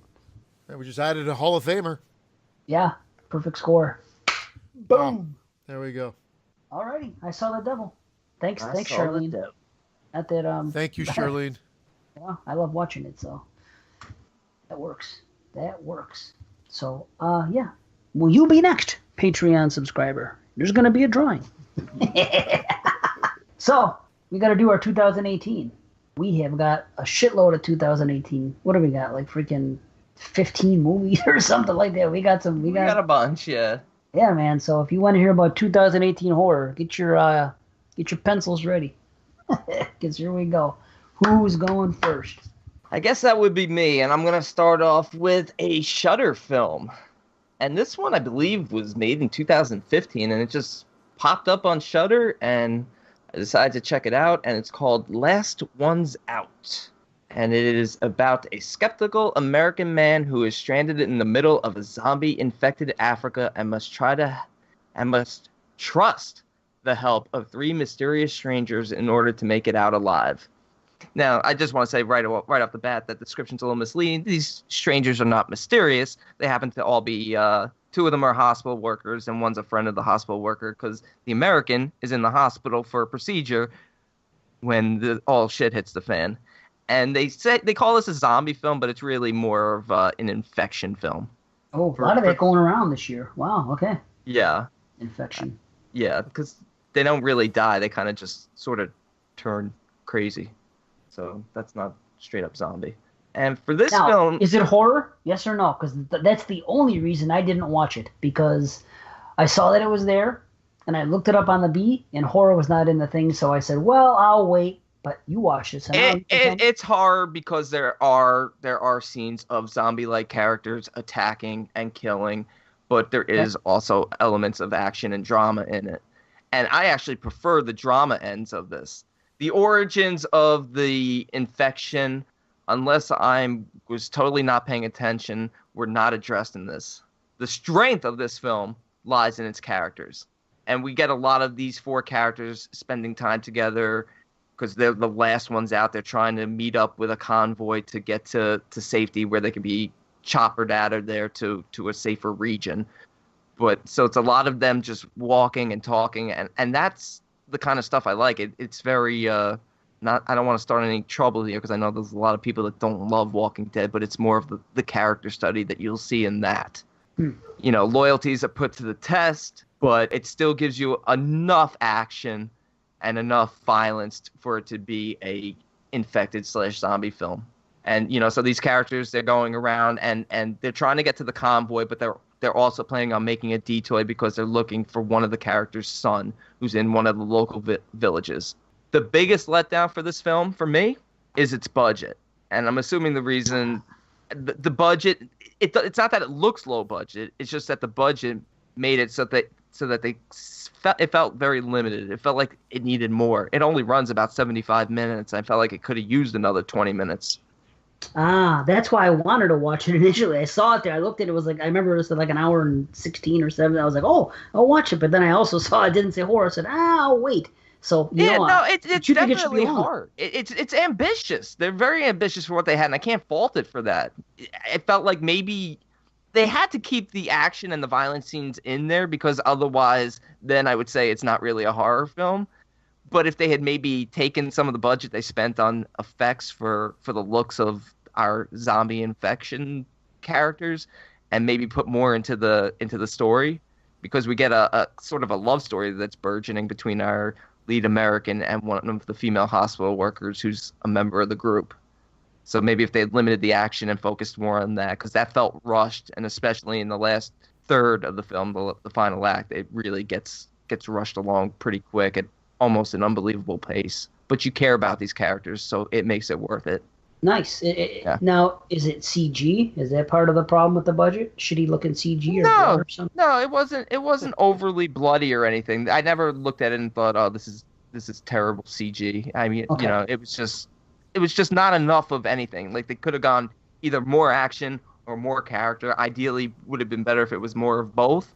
But in the end, it just felt rushed, and it kind of concludes. And the fact that I cared about these characters makes me recommend the film, but I can see a lot of people not liking the film because they might feel that they didn't get enough time to connect to these characters. I see. So it should have been a little bit longer. Yeah. Not often that we say that. It really should have. You know, you're going to enjoy it for its short running time, but beyond the credits, it's not going to really stick with you. It's not going to have that long-lasting impact. And that's why for me it's just a mild rumble. I think it's worth checking out, and I'll keep an eye on this director. His name, I'm going to butcher his name now, but it's Howard Feevey? Howard F. Howard F. Yes, and he wrote and directed it. He wrote and directed it, and it just popped up on Shudder, I think a few weeks ago, or like a month ago. Word. All right. Cool. Yeah. Cool. Last one's out. I know. I think was it Mike Merriman? I think they just did a review on this. Maybe that's why I was gonna watch it. Yeah, they just did this. I think they did this and Ravenous. That's right. Yeah. So I'm gonna be interested now to go listen to hear what they say about it. But I think it's worth checking out. It's certainly short enough where it's not a waste of an hour and 15 minutes. Right on. Cool. Well, I guess since you mentioned it and we're talking about that kind of movie, I guess I'll talk about Ravenous then. Awesome. You didn't see this, did you? No. Well, it's Unless French. you're talking about the one from 2000, like, they're licking me! What do you say? The He's one from like killing me. 1999 or 2000. He was licking me! I haven't seen Ravenous. Yeah. I know what you're talking about. that one. I didn't know about that. Wow. Okay. He's licking me, you said? That was like the famous, like he was just yelling it. I think they put it in the trailer. Wow. You don't know that movie? The cannibal No. movie. The Guy Pearce, right? Yeah, Guy Pearce. Yeah. From like 99, 2000. Yeah. Wow. No, I don't know that. I think maybe I've heard the title, but I never thought about that. Wow. Okay. Well, this one is French, so I'm surprised you didn't see it. It's really called Les. Well, you love the French. It's nothing to be ashamed of. It's okay. It's really titled Les Affamés, I want to say. Anyway, and it takes place in Canada. See, listen, here's my B. Check it out. In a small, remote village in upstate Quebec, things have changed. Locals are not the same anymore. Their bodies are breaking down, and they have turned against their loved ones. A handful of survivors goes hiding into the woods, looking for others like them. Okay, well, just like you said about Walking Dead with characters and things like that, it was like that, and you really do like these characters. And in the beginning, we kind of have a main character, and we have him with his friend, and his friend doesn't last long, and then we see what happens to him. And then ultimately, there's like 3 to 4 small groups, and eventually they all get together. But it bounces around between these people, and it's an infection again. I don't consider them zombies. This is an infection because they act weird. There's more stuff going on besides just eating people. They have this thing that for some reason, when things are stacked up like these junk piles, and these infected bring things to the piles, they freeze and they stand, and they can also freeze and stand at any time, and it's weird. It's nothing that I've seen before, that we've seen before in the zombie or infected subgenre, where they'll be standing there and they're looking at something else, they're looking at their junk pile or whatever, and there's a bunch of them together, and if you're quiet or if you don't disturb them enough, they may not see you. But then if they do see you, if one sees you, they do a yell, like, ah, and then the other ones start to yell, and then it's like they awaken, and then they start chasing you. It's very interesting. There's a little bit of humor, there's some joke telling just to pass the time, but it's not done in a perfect way. You care for the characters. I really enjoyed it. And if you remember coming into this year, I was 5 for 5, and I was reluctant to keep watching because of how good the year was going. We were gonna only do a top 5 at the end of the year. That's it. 5 movies. No, but listen, right away, there's artistic shots in this film. It looks really cool. Like I said, the screaming infected is something different. It's creepy that they just stand there. There's a great exploding head in this film, by the way. Awesome. So yeah, you gotta like that. There's some suspense building up in certain scenes. They really do it right. You care about the characters. Like I said, you bounce around. There's a couple really good shots. They look so good. I think they do it intentionally. They look like pictures or paintings. It's almost like they freeze frame for a second. They do it so it's shot really well. There's some good kills in this film. There's really not too much negative I could say at all. Maybe something that happens at the end, it could have ended differently, that I would have preferred it, because you kind of get to a scene where They could have, when I'm watching it, they could have rolled the credits at that one point. It would have been a little bit of a bleaker, cooler ending. But even at the time, I said that. And then something happens after, which is also kind of cool. But for some reason, I thought it might have been a little bit better if they just cut to black and rolled the credits at that particular scene. But I can't knock the film. When it comes to zombies and infected, I know a lot of people think they're played out, and in a lot of cases there are. But they do it right here. There's really nothing really negative I can say about it. It clicks along well. The good dialogue between the characters is what's imperative. You like the characters and you like the dialogue they have. It seems natural. You know, you watch a film and they're sitting around having conversations and it's believable. This is one of those films. It doesn't get boring or anything like that. We were talking about pickles earlier in the evening. It might have been on the pregame on the Patreon page, and I was like, pickles. Because I'll tell you what, these people are starving. And there's a scene with these two old women. I think it ends up being, it's one of their mothers, one of the characters' mothers. They end up hooking up at their house. Long story. But she has this jar of pickles, and she's feeding them to these people that are starving. And I'm sitting there watching this film. I said, you know what? If that's me, I might just starve. That's how much I do not like pickles. You know what the crazy thing is? I don't remember talking about pickles tonight. Yeah, the kids were talking about it. They said something about pickles, and I said, pickles? I said, ugh. Maybe I heard them wrong. Maybe they weren't talking about eating pickles. I don't know. I love pickles. Yeah, so do I. I hate them. I don't want them anywhere near me. I don't like the way they smell. I don't want them in my room. I don't want them in my house. Do you like cucumbers? Nah, I don't hate cucumbers, but at least they don't stink like pickles do. No, I'm just asking. It's just the pickling process you're not a fan of. I'm not a fan of the smell, I guess. I don't know. I just do not like pickles at all. When I die, I want to be pickled. Gross. Wow. I didn't want to think about pickling. No. But it's a good film. I really have to recommend it for everyone to see. It's a half-head explosion, and it's Ravenous. Yeah, nice. Ravenous, and it's on Netflix. So there's no reason you shouldn't check this shit out. Good film. Yep. All right. Well, I'll continue this trend. Not only am I going to do sort of an affected style movie, in a sense, but it's one that you guys already covered on another show. You Triple R did a couple shows back. So this is going to be very short. And this movie is Mom and Dad. Directed by Brian Taylor, starring Nicolas Cage and Selma Blair. And ultimately, think of it like crazy parents that only attack and kill their own kids. It's almost like Alfred Hitchcock's The Birds in a sense. Parents go wild. They don't explain it. They just go crazy.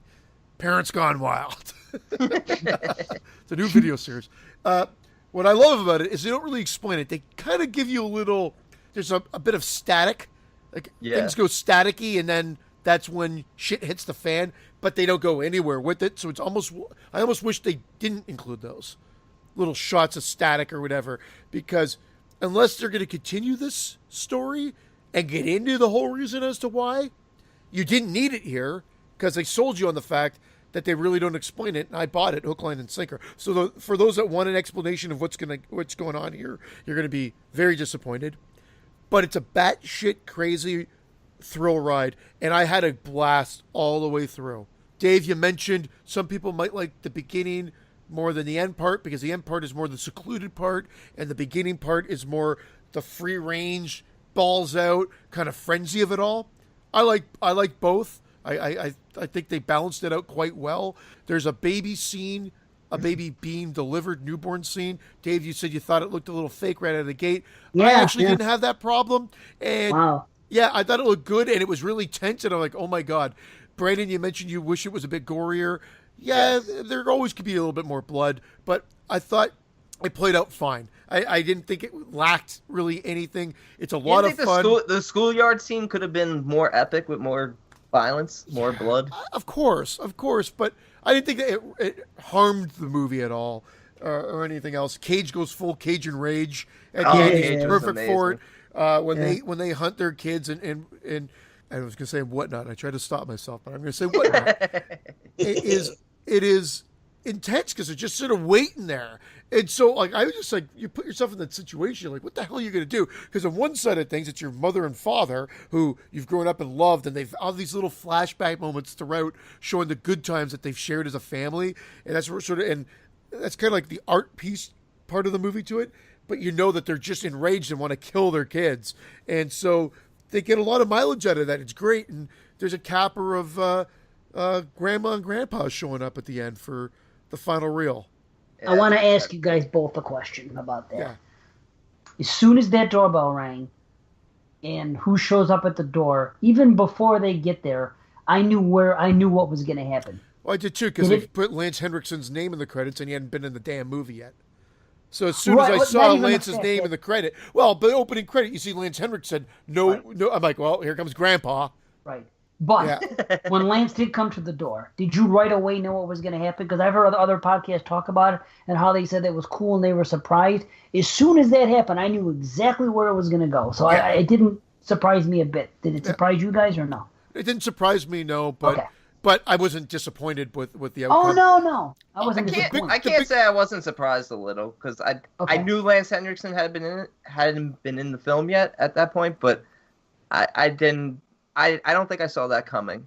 Okay. See, I completely I could see people seeing it coming though. Yeah.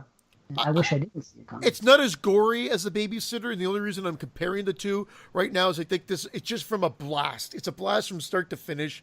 I am going to be a little bit more realistic and say half-head explosion.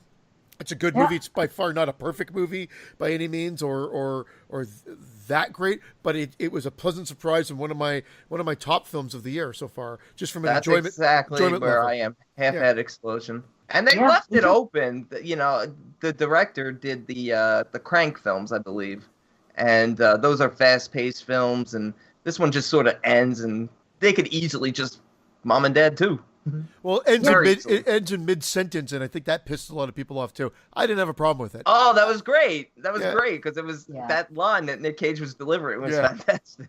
It was cool. And it's under an hour and a half. It's like an hour and 25 minutes or something like that. So quick watch. Well, we all three of us recommended, so if you guys are listening, you better get on that. Yeah. Oh, yeah, that's it. That's it. That's it. We're out. No credits. Yep.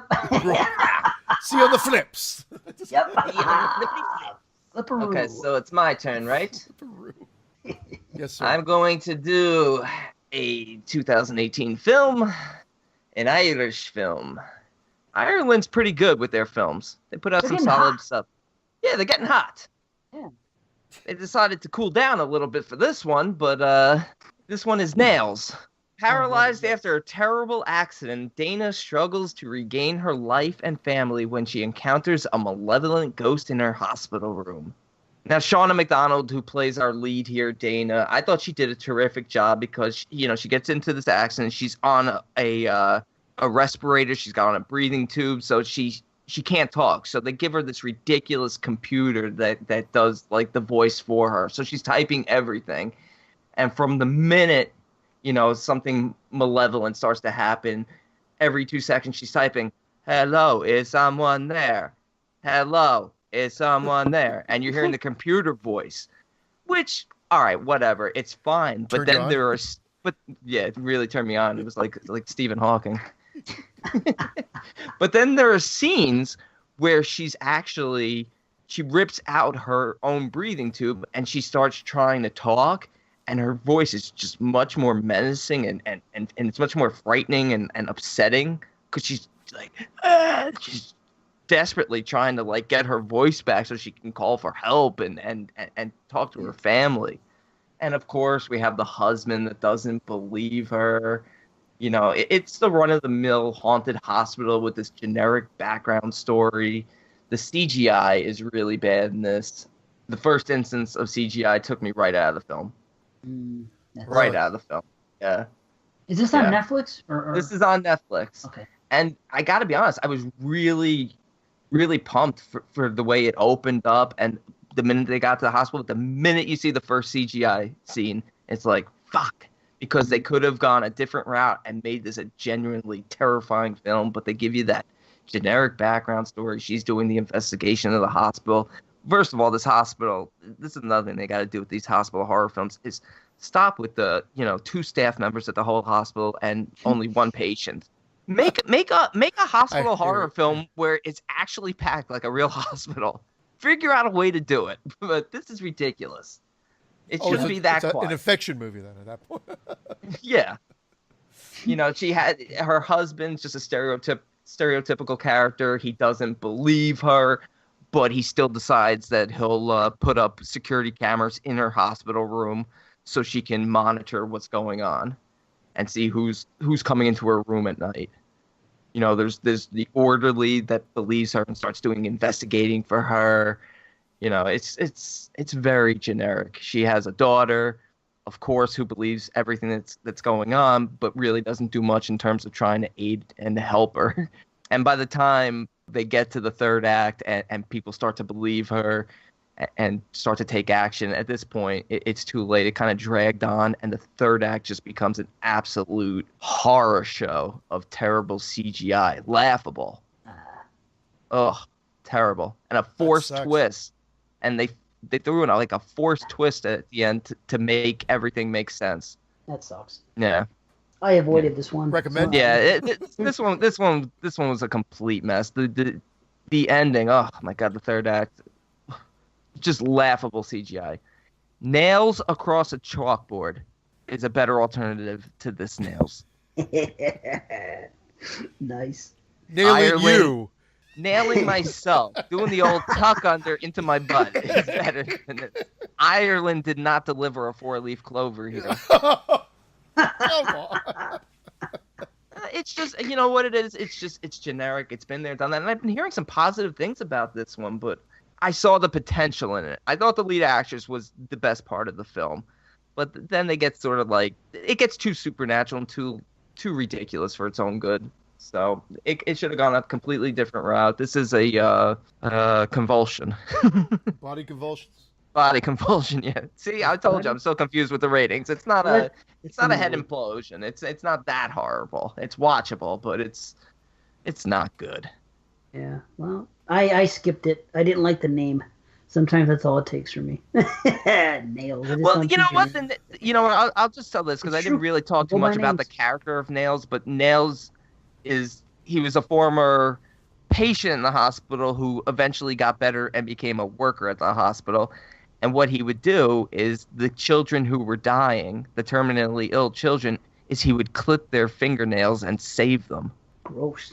Yeah, it was kind of creepy and disgusting and weird, very upsetting and off-putting. So the name didn't bother me so much, especially when they got into that. But then it just sort of was a silly ghost story, and the twist, man, this forced twist at the end. It's really, this person didn't know this. It's always just for a convenient sort of wraparound to tie it into the very beginning, which is him clipping the nails of girls in the past and right before they die, and then it flashes forward to our current story. Yeah, fuck that. Nails. Now that I know it's somebody's name, it's even worse. There used to be a wrestler in the 90s, the early 90s in WWF, and friggin' he was called Nails with a Z, and he wore an orange jumpsuit. He was a prison inmate. It was a terrible gimmick. And Nails. It is. It's kind of a bad name. I mean, the story behind it is cool, but it's so weird when she's like, "It's Nails." Or she's typing in, "It's Nails. Nails is trying to get me." That just sounds weird, man.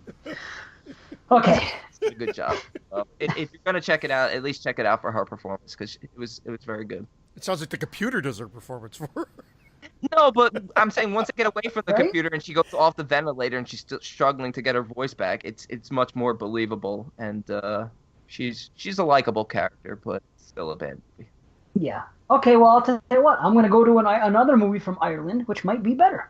Because, remember, Dave Z was 5 for 5. If you're going by my last one, I'm 6 for 6. So, let's see what's up. This one's called The Lodgers. In 1920 rural Ireland, Anglo-Irish twins, Rachel and Edward, share a strange existence in their crumbling family estate.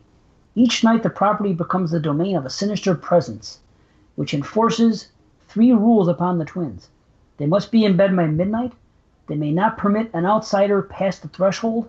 If one attempts to escape, the life of the other one is placed in jeopardy. When troubled war veteran Sean returns to the nearby village, he is immediately drawn to the mysterious Rachel, who in turn begins to break the rules set by the lodgers.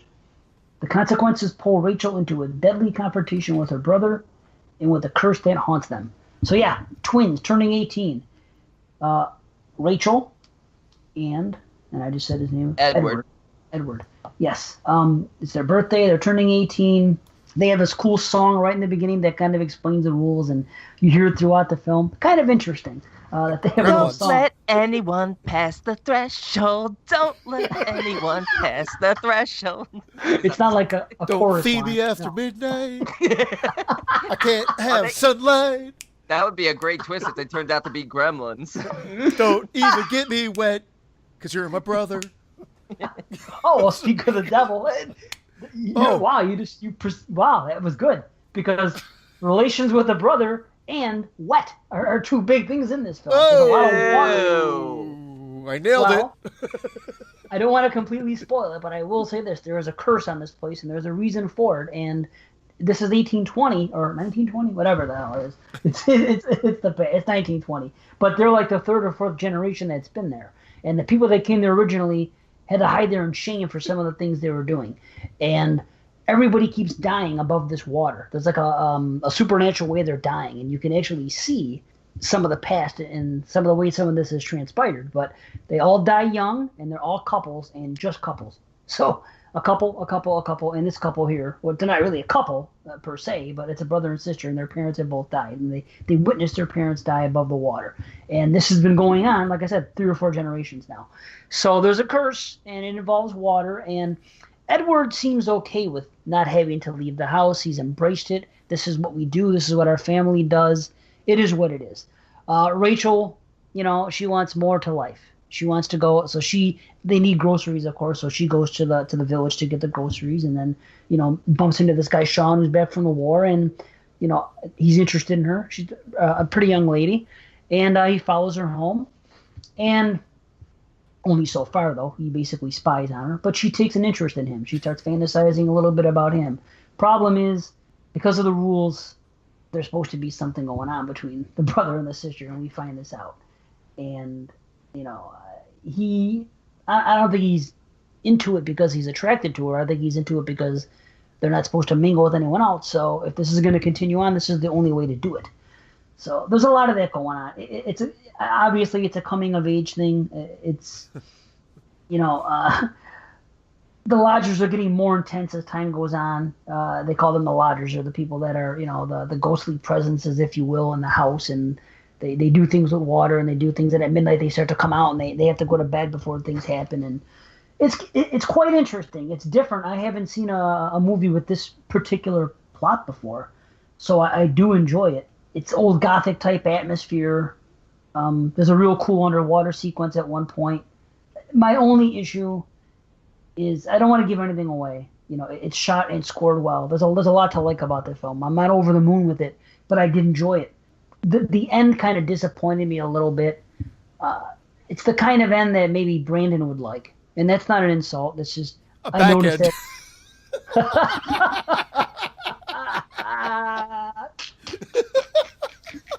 Well done.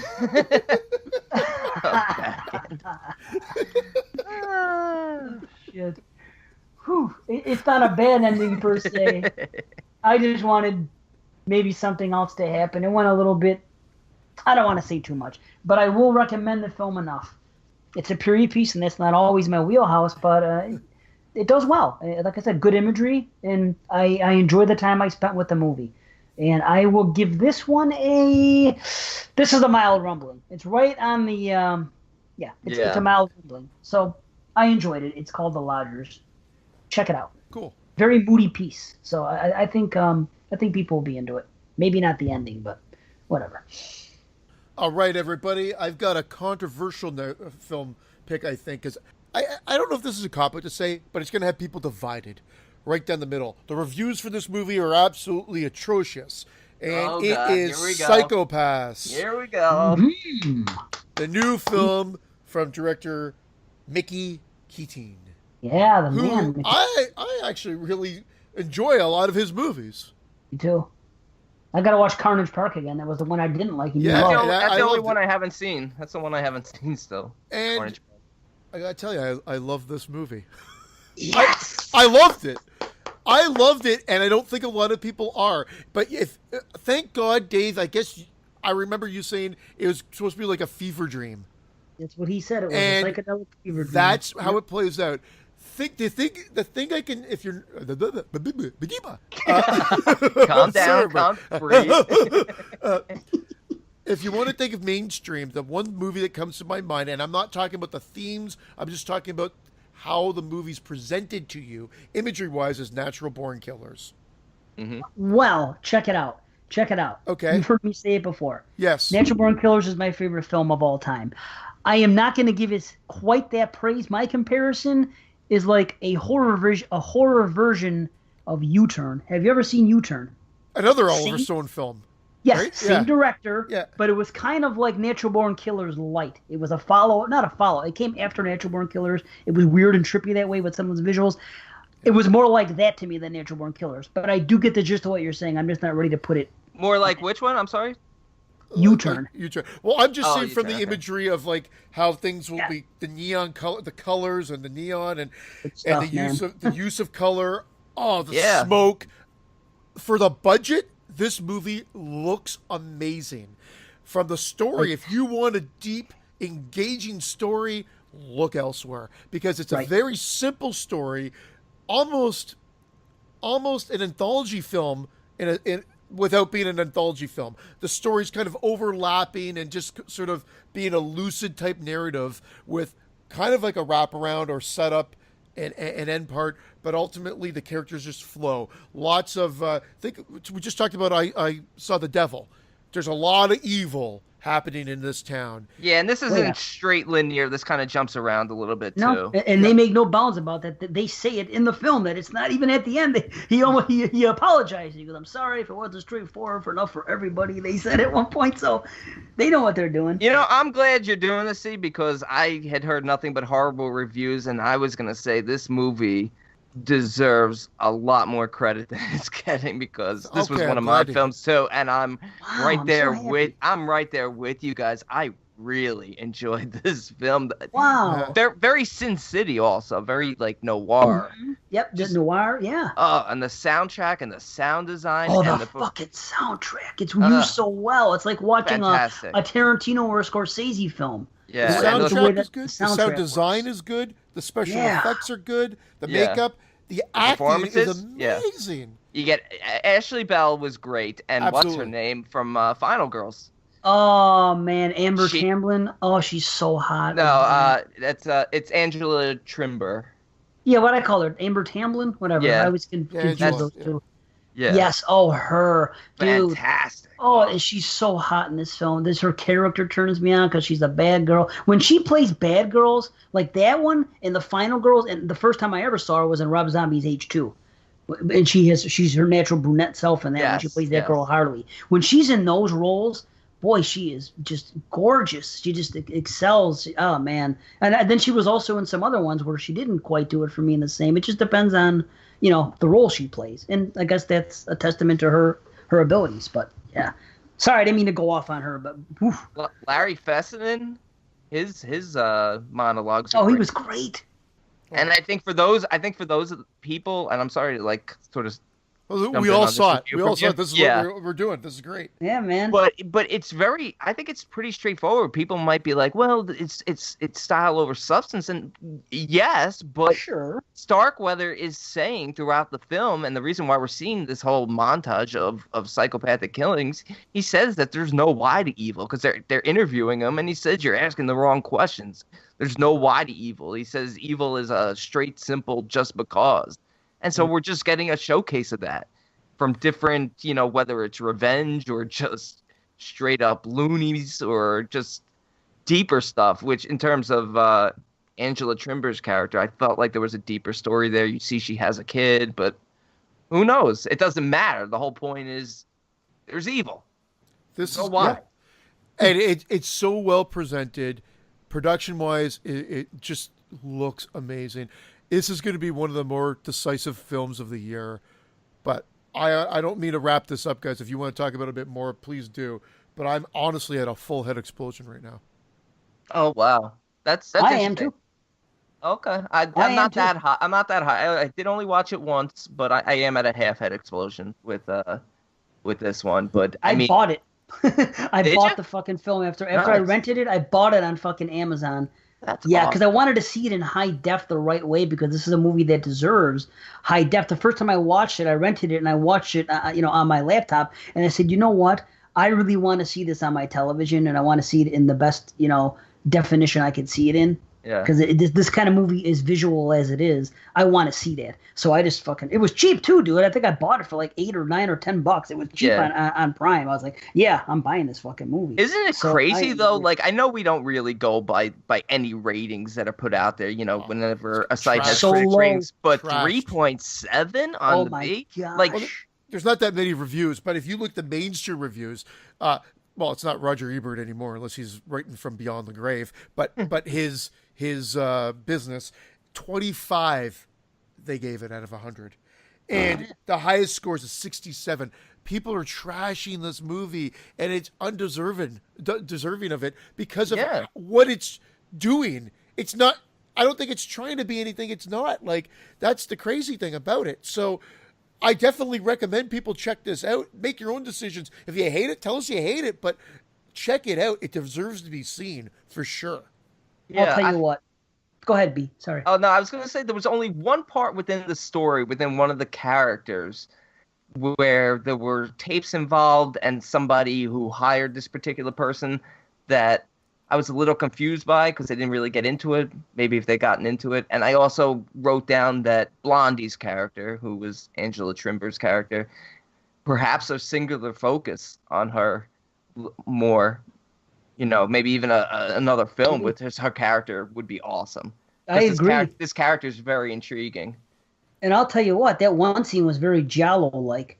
Yeah. She had the mask on with the fingertips, the fingernails, and that's, wow, so cool and so well done. And I think I know what you're talking about, B. And I think that was Starkweather himself with the phone call and that whole thing. That was more of a straightforward recruitment as the other ones were compared to the other ones. I don't want to spoil anything. Yeah, I don't either. I thought you said tapes. I assume you were talking about when the guy got the phone call in that whole situation. That in the voice on the other end talking about being burned and revenge and things like that. I think that was a straight up phone call from Starkweather himself. That's how I took it. It was a more direct recruitment. Well, in that case, it would have been a call from Daddy. Yeah, I don't know. Maybe I'm getting confused now. But I'll tell you this. Watch this movie. Yeah. For 10 minutes. You're going to know in 10 minutes whether this movie's for you or not. I can say that to everybody. I think you can get that. I truly believe that after 10 minutes of this film, this movie has an audience for it, but it's not going to be everybody. But I'm surprised that it's all three of us. I'm very happy. I thought I was going to be the only one liking it. I am too. And guys, when we were on chat, we're like, it's out. It's on iTunes and whatnot. I'm just saying, are you guys going to check it out? We all said we're going to try to check it out. I did not expect Dave. I thought maybe you would like it because of your love. I didn't realize you liked U-Turn, but your love of Natural Born. Brandon, I didn't know how it was going to work for you. Remember, I think I said that. That's all I said in chat is, Dave, I think you're going to like it. Yeah. Brandon, I don't know. Yeah. Yeah. And while I'm not as high as you, I was really pleasantly surprised by this one. Especially maybe if you hearing nothing good about it. Well, I think that's it too. I'm like, wow, it is being unfairly trashed. And some people might say, what are you guys talking about? There's nothing here. But it's the way it's presented, and I liked where it was going and how it was doing it, and how all the stories were kind of just, like I said, loosely sort of connected and put together. And it's just visually stunning. Yeah, it really is. Yep. And B, maybe if you were as high as me, you would like it more. Yeah, that's all I'm saying, people. No, you mentioned that, and without a doubt. But man, I was really into it. I was really loving the soundtrack and the sound design, and then the performances were just great. Just really cool. a cool film and a short film. Again, another one that runs like 80 minutes. So, listen, I almost watched it again last night because I was house sitting at my mother's, at my stepfather's house. They were gone for the week. And they just got a brand new 70-inch fucking 4K TV mounted on the wall. Beautiful Samsung, fucking ready to go. So I get there, and what do I want to watch? I was like, you know what? I'm going to watch fucking Psychopaths. So I started to watch it again, but I actually stopped because an idea bumped in my head. And I was like, wait, stop, Neon Demon. I want to see that in the fucking highest of def. So I watched the Neon Demon again. But just the fact that I thought of Psychopaths with a beautiful setup like that, it says enough about the movie, So, anyway, yeah. I'm shocked that all three of us liked it. Me too. Yeah, So we all three of us like the Neon Demon, and we all like. Well, I really liked it. You really liked it, and Brandon definitely seems to. Well, even half it is liked to really like. Just depends. Yeah. Hey, I'm at least at a 7, so we're all we're all up there. All right, yeah, I'm gonna go with another film that has Larry Fessenden in it. And that is the film called Like Me. No. Oh, sorry. No, I do like you. Sorry. Written and directed by Robert Mockler. This is his first credit on IMDb. A young woman sets out on a crime spree that she broadcasts on social media. Now, immediately I'm like, okay, this sounds like Tragedy Girls. But, unlike Tragedy Girls, it doesn't try to mix in too much comedy and then have major tonal shifts and fucking piss me off in the end.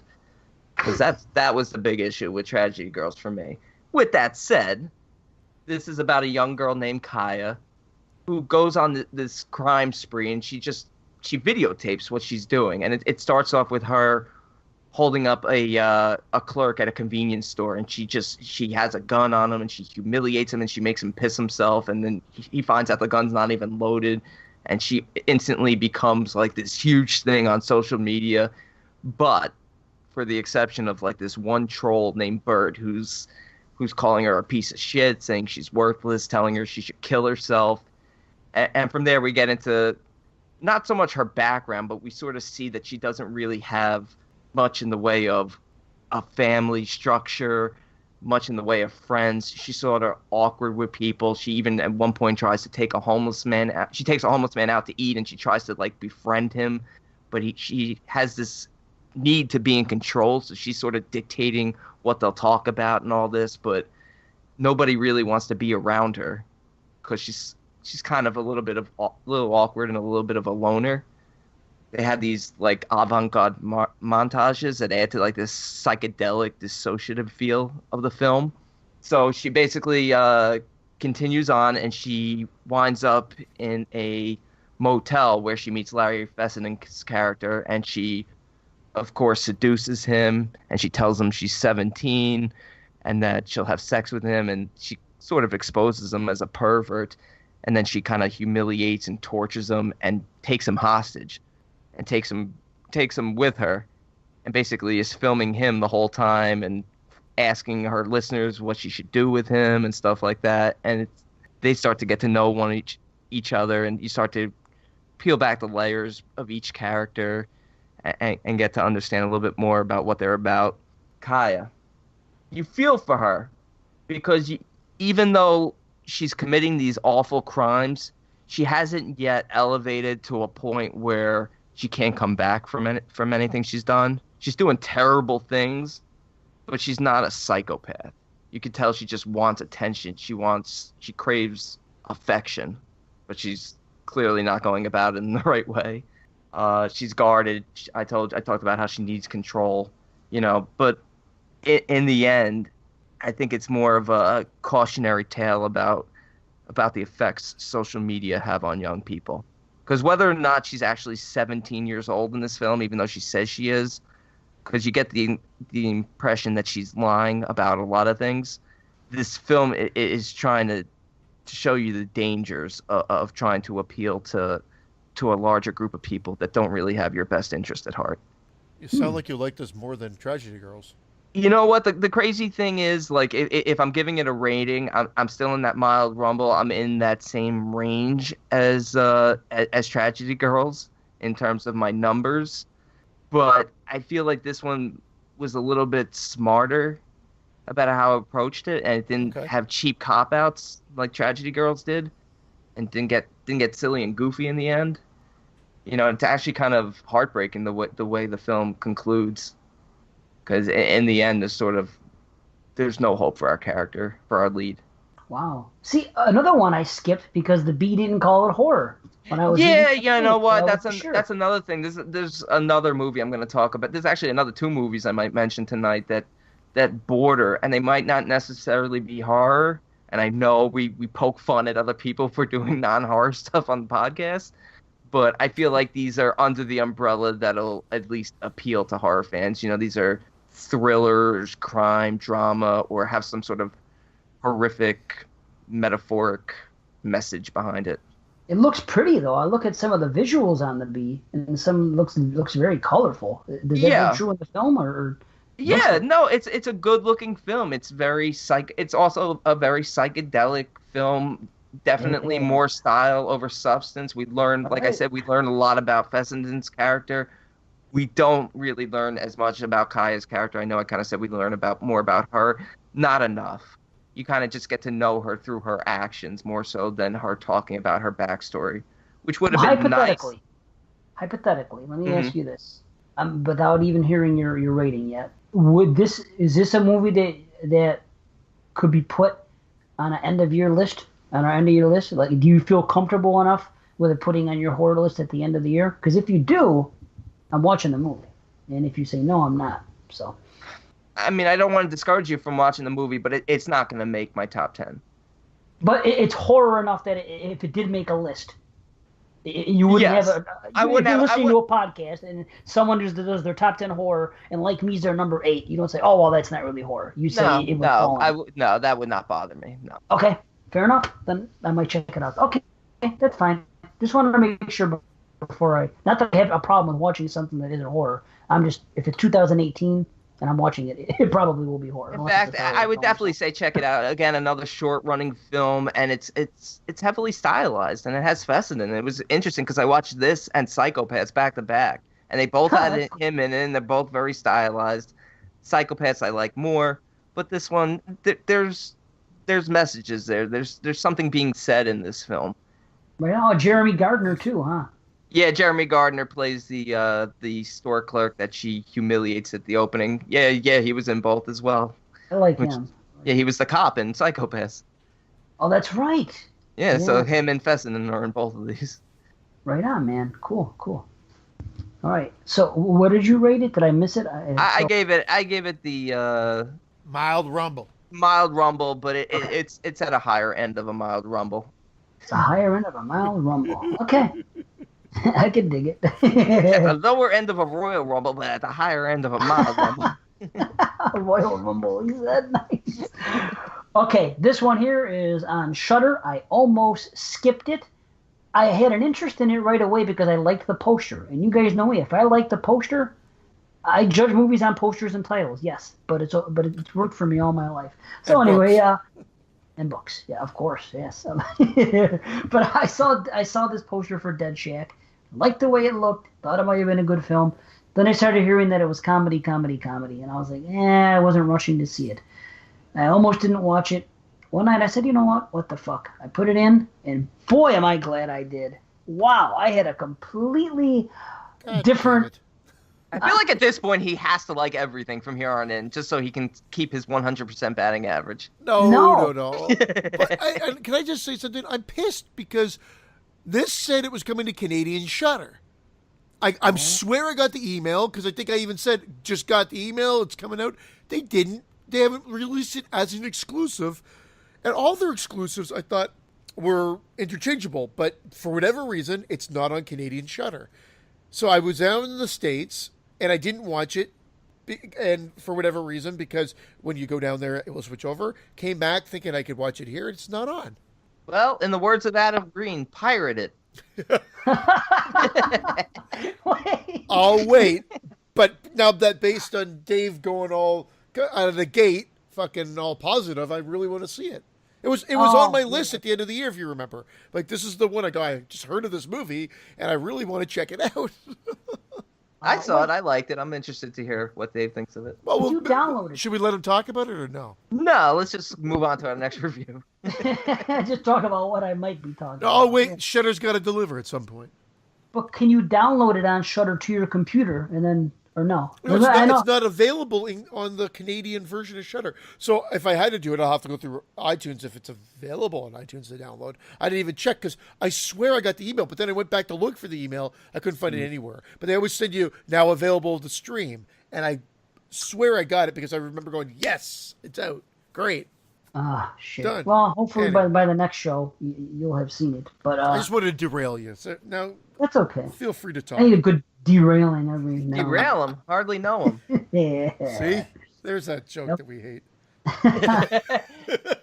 There's that third host we hate. No. They love you more than me. Listen. What was I talking about? The characters and the fucking witty dialogue in this film, every joke lands with me. It's just one of when it comes to horror comedy, I've said it before, it's either the jokes are gonna land or they're not. And when they do, certain movies, they do. And this was one of them. Everything hit. The dialogue, it was all cracking wise type shit. Hell yeah. That father was fantastic. He was. They were he all really was. Good. No, they all were, but I loved his dialogue, just the relationship he had with his kids, and even the friend. Oh yeah, I mean he has some things in his personality that I guess you could say leave something to be desired, but at the same point he's also endearing at the same time. It's weird. It's just one of those kind of characters. Or if you just heard the stats about him in real life, this guy does this, he does this. You would hear certain things about him, and you'd be like, oh, well, that guy sounds like he's a deadbeat piece of shit. But he's not. When you get to the heart of it, he's not. And there's even a scene in this film where this one kid is pretending to be something he's not, and ends up being jealous of this family, where this family you think is kind of like white trash, and he's coming from the other side of the tracks, and he's actually jealous of what they have, saying, hey, you guys genuinely love each other, and it's below the surface, but there's a genuine love here, and it's, he has admiration for that. But listen, the gore is fucking great. When you get kills, it's like Evil Dead 1 type shit. There's even a scene just like Evil Dead 1. I think they did it on purpose. There's an exploding head in this one too, better than the one that was in the Ritual. A great fucking exploding head. All the gore. Ravenous, you mean? Yes, Ravenous. Pardon. The Ravenous Ritual. Yes. Ritual. Ritual. They're both on Netflix. They start with ours. Yeah. Damn it. And I was also surprised at how well shot this was. This was technically, this is a really well made film. I was not expecting that with a horror comedy. Just going into it, I'm thinking, best case scenario, maybe Tucker and Dale versus Evil, which is another great film. I haven't watched it in a while, but I really enjoyed it. But this definitely better made. Violence was great. It's an infected / zombie thing going on, which isn't fully explained. I guess you could say that's a knock on it, but I don't know. You kind of check your brain at the door with that aspect of the film. It's not necessarily needed. They go out there camping and they meet this strange neighbor. Boy, oh boy, she's hot too. What's her name? Lauren Holly. Lauren Holly, still looking like a mill. Yeah. So she's there and she has like this little family of cannibal type zombies, and why she's been hidden all this time we don't know, and we don't know all the whys. We don't have all the answers, and we don't care. And maybe I missed out on something, but again, I saw it twice, and I didn't care. I just enjoyed the ride. The dialogue was great. I laughed out loud 4 or 5 times. The humor just hit, and it was gory, and just nice. Yeah, just a fun time, man. Just a fun fucking movie. I enjoy it. This is a half head explosion, but it's not too far away from a full. It really surprised me at how well made it was, and just how much I enjoyed it overall for being horror comedy. People say I don't like horror comedy. It isn't that. It's just it has to be a certain kind of comedy, I guess. And this works. So yeah, if you're having second thoughts, check this out, man. I think a lot of people are really gonna like this film. Rub it in. Shudder, release it in Canada for fuck's sake. All right. God damn it! Awesome. I'm glad to hear.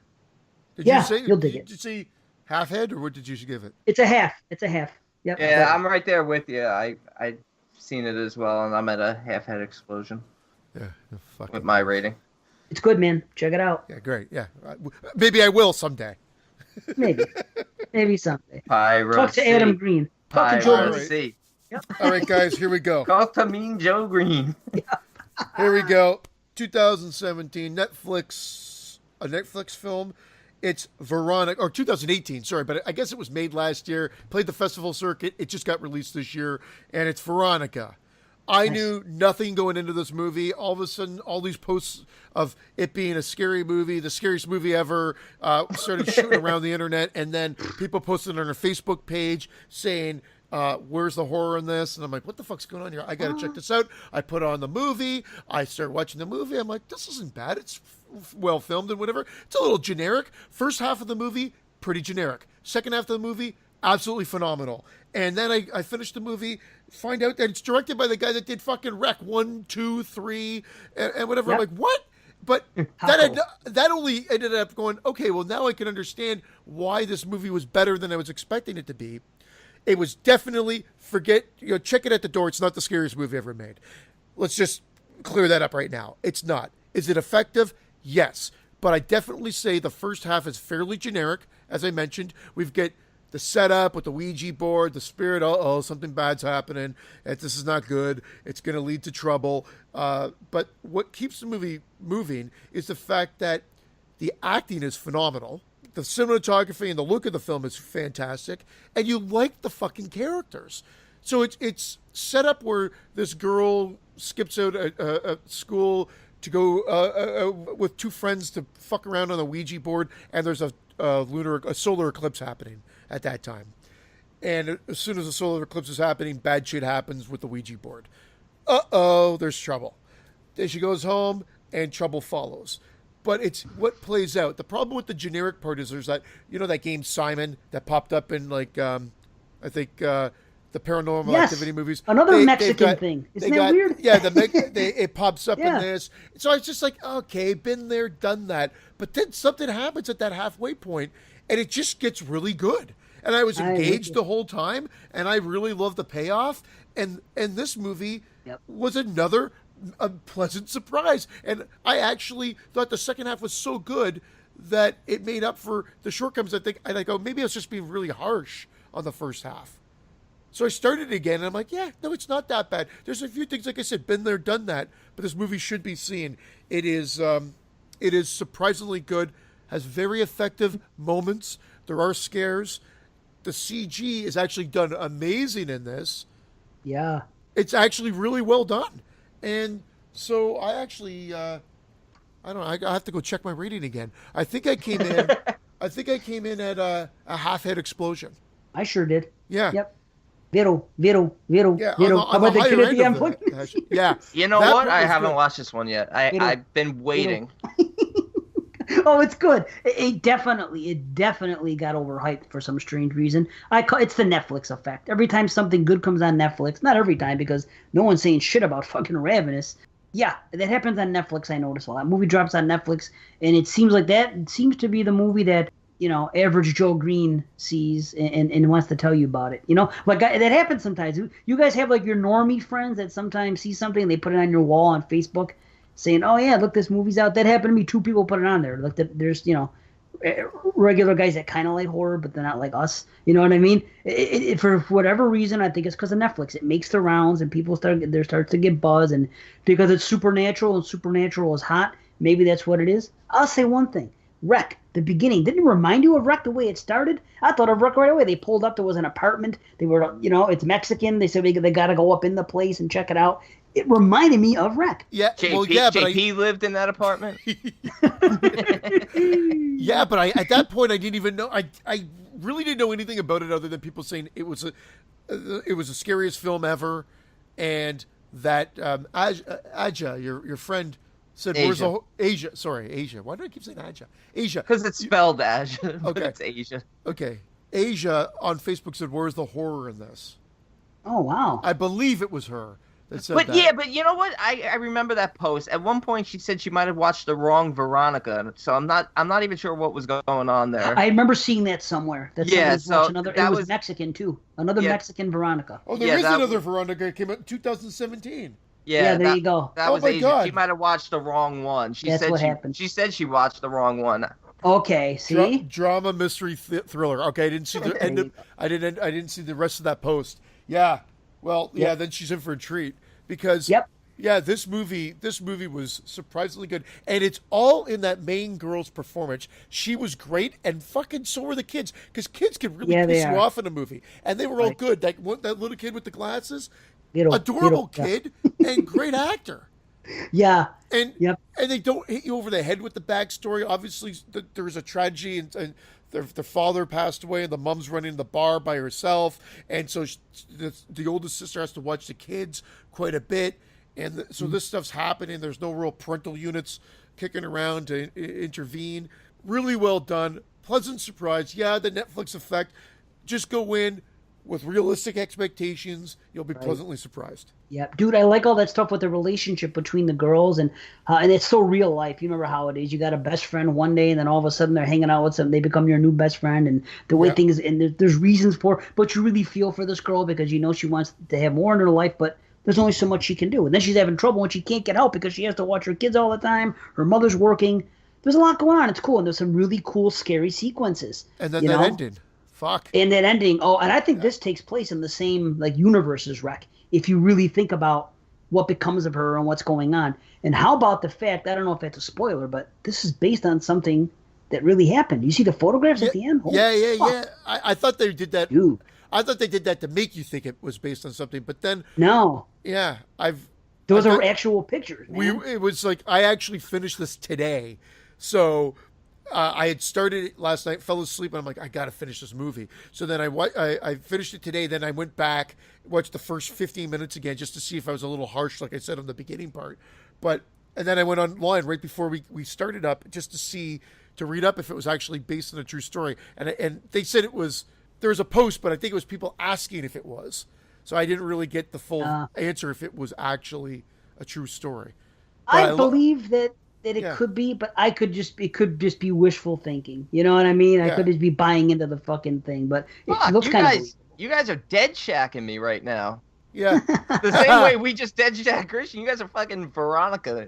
Yeah. You gotta follow me. Veronica. Follow me, dude. I haven't had a shit ball yet. I'm telling you. This year we're a quarter in, and this year's off to a great start.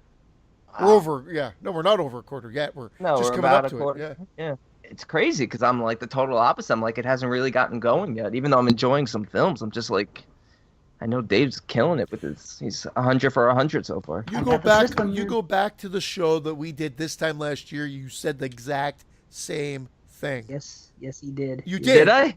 You did.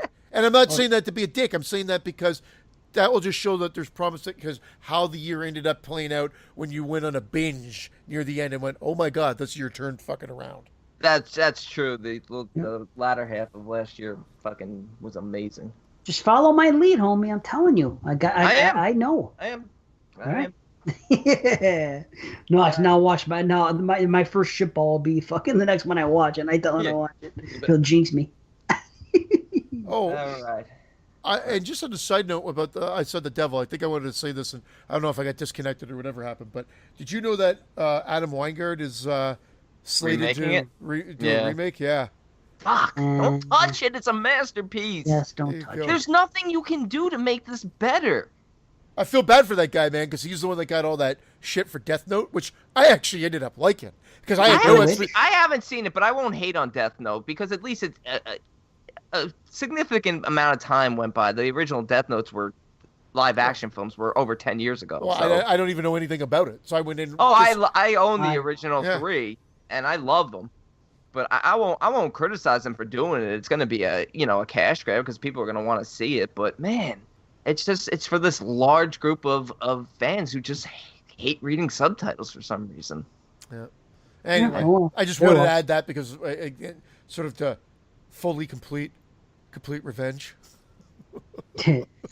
Nice. So, there you go. Yep. Okay, so it's my turn. Sorry. You right there, buddy? Fucking guy. Should I be interested in what you have to say now?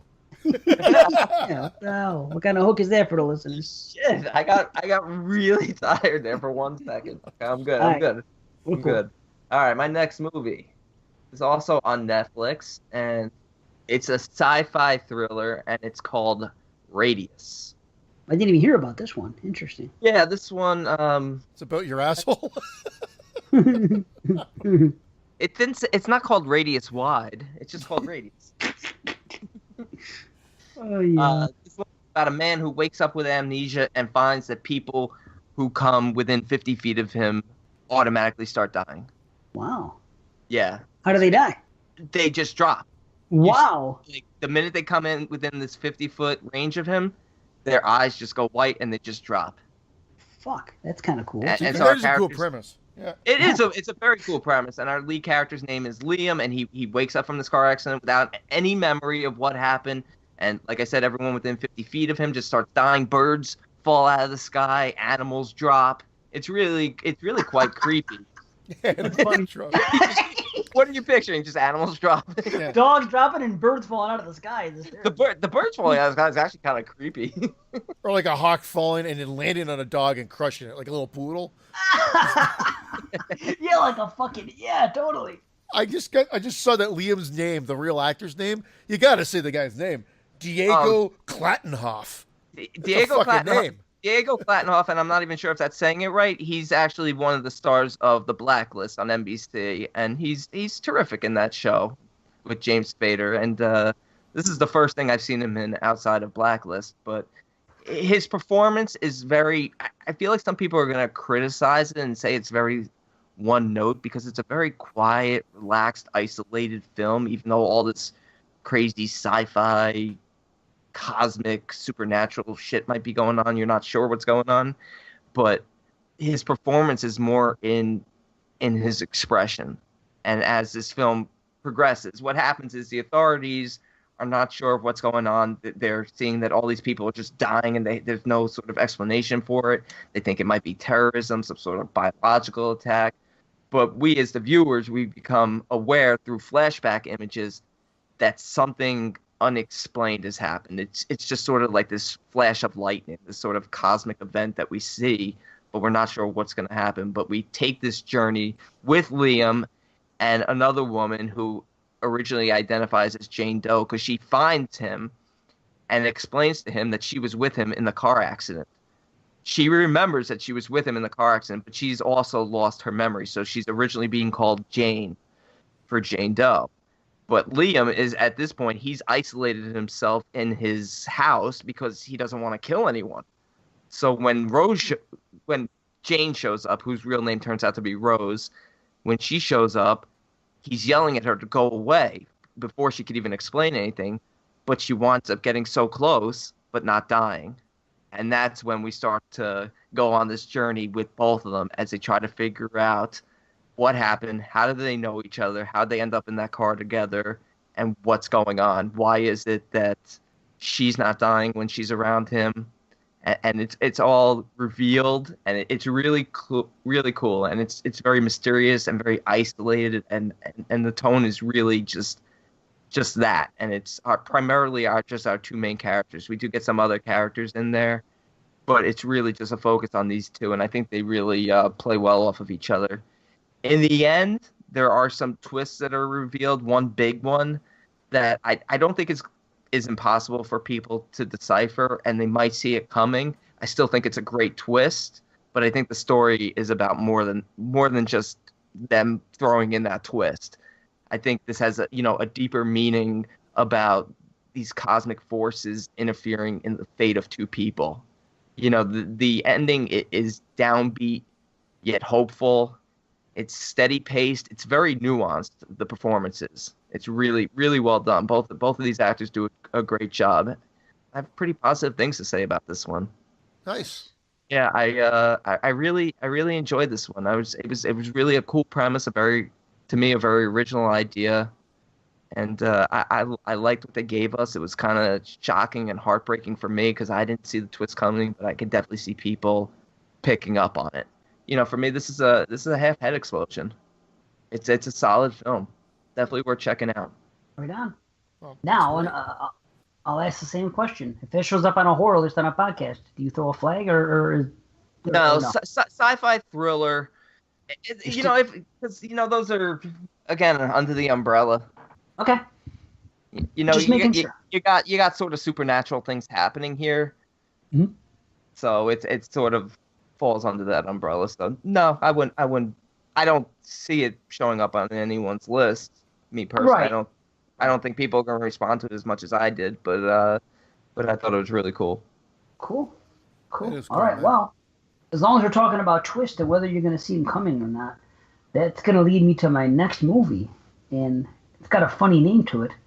But the name of the movie is called Pyewacket. I am so intrigued by this one because I want to see this film, and I really hope you're 15 for 15 or whatever you're on now for the year.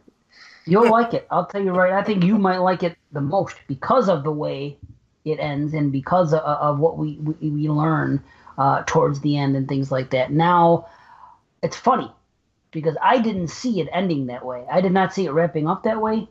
And when it did, it elevated it for me.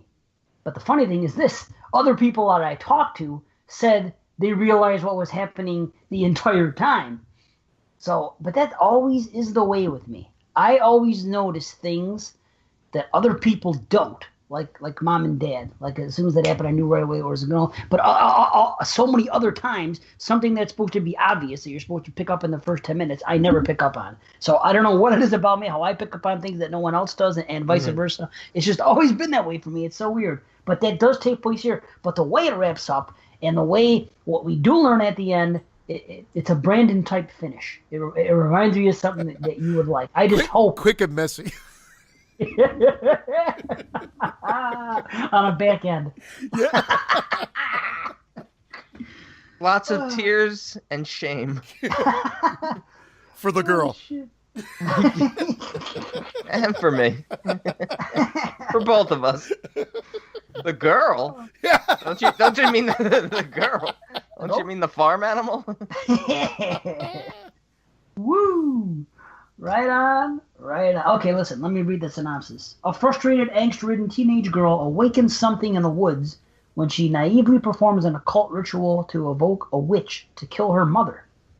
Okay, the reason I was drawn to this movie is because Laurie Holden is in this. Yeah. And if you don't know who Laurie Holden is, she was Andrea on The Walking Dead, and she's been around different genre films over the years, and I've always had quite a thing for her. So seeing that she was in it, and I said, oh, wow, Laurie's in it. I'm definitely going to watch it. It's horror. It's new. Boom. Sold.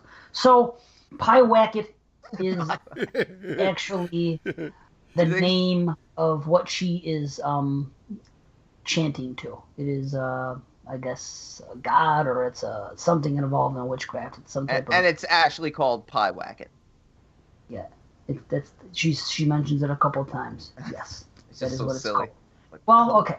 I'll tell you what. It starts off really good. Right away, there's some cool shots going on. So another film that's shot well. Again, there's so many. I don't know if I'm a sucker for drones, because that's a pretty simple thing to be a sucker for. But I do love overhead shots like that. But I know they can be attained by drones now. But shit like that, when I see those slow panning shots and overhead of cars and forests and things, that always pulls me in. I love those type of shots. And I don't know. I should be happy that they're so simply achieved now with drones. But either way, there's some good shots right away. There's this girl and her upset mom. Now, the reason her mother's upset is because their father died not too long ago, and she just cannot get over it. And that's Laurie Holden's character. She just cannot get over the loss of her husband. She says that living in that house is like being in his funeral every day. She's having a real tough time. But the thing is, this girl, our lead, what the hell's her name? I forget her name. Lori, maybe? Anyway, Leah? I forget her name. Yeah, okay. Yeah, it is Leah. Thank you. Yeah, it is Leah. Thank you. Did you see this?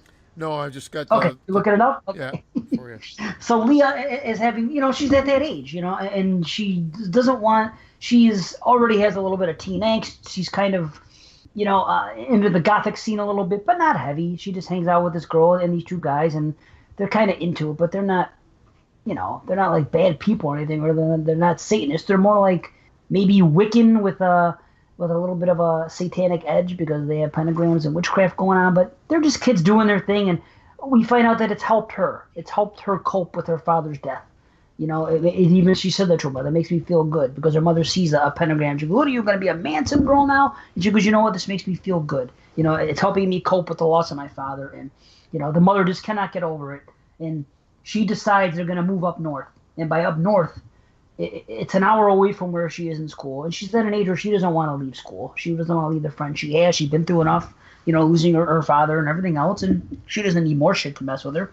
But the woman, the mother, just has to go. So by going up north, they're going from suburbia to basically isolation. They're moving into a place in the woods, almost like the Jarvis house in Friday 4 or something. It's not a shack or anything like that. It's a nice house, but it's in the woods, and it's a long ride. So this girl, has a compromise with her mother. There's fighting and bickering because she doesn't want to leave the school. Her mother says, you know what? Fine. Just for the rest of this year, I will drive you to and from school. It's an hour commute, and I will do it, and I can work from home because whatever job she has, she can do it from home just as well as she can do it in the office. So she's going to work from home, and she's going to drive her daughter. And so she's trying to do what she can, but, they're just at odds. And like I said, the girls at that age, it's tough. So anyway, eventually she ends up bringing a friend over. Because, like I said in the beginning, she has one girlfriend and these two guys. One that she's kind of involved in. They kind of like each other, but they haven't sealed the deal. And this girl's like her best friend. So she's having a few incidences happen as she gets there. And her mother really pisses her off. And she does this thing in the woods. She does this little occult-type ceremony where she gets so mad that she wishes her mother dead. Because they do have a big fight. They say things each other doesn't mean. And she ends up doing that. And after that happens, strange things start to happen. She goes to bed one night and she wakes up in the woods. She doesn't know what the fuck happens. Some scary things are happening to this girl. So she goes to her friend at school and says, listen, can you spend the night this weekend with me? Why don't you come up? My mother will allow it. Let's see what we can do. So she said, okay, I'll come. So her friend comes up. Everything's fine. She goes to bed. Then they wake up in the morning and the girl, her friend, is locked in the car, the mother's car, and she doesn't want to come out. And she's like all freaked the fuck out. She doesn't say what happened to her. She doesn't want to be touched. She doesn't want to talk to anybody. So then she has an incident. So we're like, well, what the fuck's going on here? And in the beginning of the movie, they see an author at a book signing in their neighborhood, and they meet this author, and he's writing some things about witchcraft or whatever. And he kind of warns them, be careful too much what you believe in. But he does know a lot about witchcraft. So eventually, because of these things happening, she goes online. She reaches out to this author. Hey, do you remember me at the book signing, this and that? And sure enough, he does. They have some communication, and he gives her some advice on what to do and what not to do. Things get really crazy in the third act, and the climax is fucking batshit crazy. All kinds of stuff goes on. You're not 100% sure where it's going. You're not sure what's even 100% real. But don't let that detract you. It's not like where you're second guessing everything. It's just it fits the film just fine. You're not going to have any issue with that. And it wraps up an interesting way, a little bit different. Like I said, some people saw it coming, didn't ruin the film for it. They loved the film throughout, but they didn't like the way it ended. They saw it coming, and they weren't happy with that. Me, it elevated it a little bit for me with the way it wrapped up. But, nothing extraordinary, but a good film. It's definitely a recommend. It's another half-head explosion. So check it out. Pyewacket. I've actually heard a lot of positive buzz about this. I think it was at the Toronto Film Festival last year. It's Canadian. Yes, it is. Canadian. The film's Canadian. His first movie was Backcountry. Came out a few years ago. But I like it about the bear. It's a good one. Yeah. Yeah. I enjoy it. And this guy's as you were talking about it, and I was researching, making sure, in case you had character names and questions or whatever. And I was looking at, he has a couple other horror movies coming out soon. So Adam McDonald is the director. Someone to keep a watchful eye on, especially.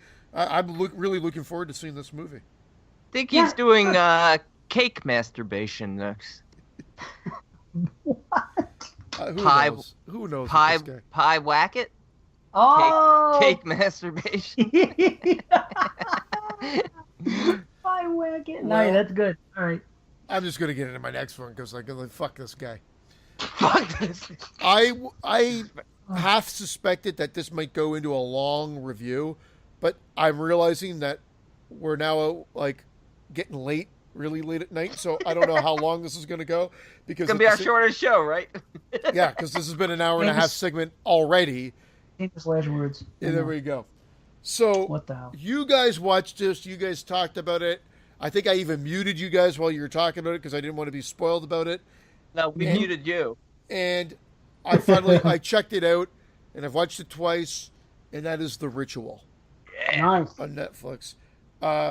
David Bruckner, who brought us Southbound 2 years ago. Yes. And a bunch of other things if you know him in the horror community as well. So where do we want to start with this movie? This movie blew me away as well. I've been on a streak lately as well. The only movies that have been questionable are some of these 1976 movies I'm watching for our upcoming 22 Shot Show. Gotta be like me. Gotta be like me, man. I'm doing the bare minimum. I'm only watching the good stuff. I'm watching some of these movies. I'm like, what the fuck were they thinking back then?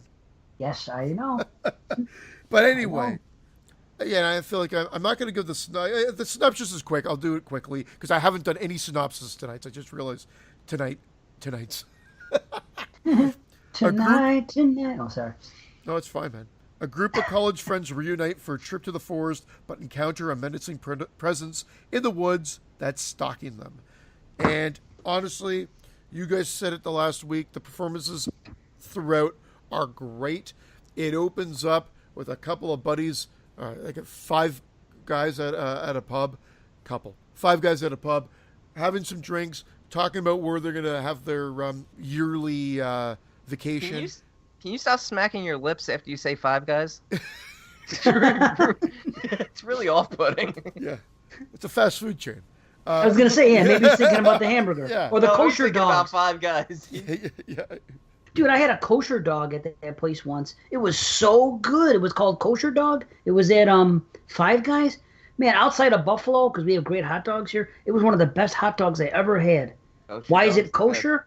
I don't understand, but I don't care. I just enjoyed it. The rabbi blessed it before they killed the pig.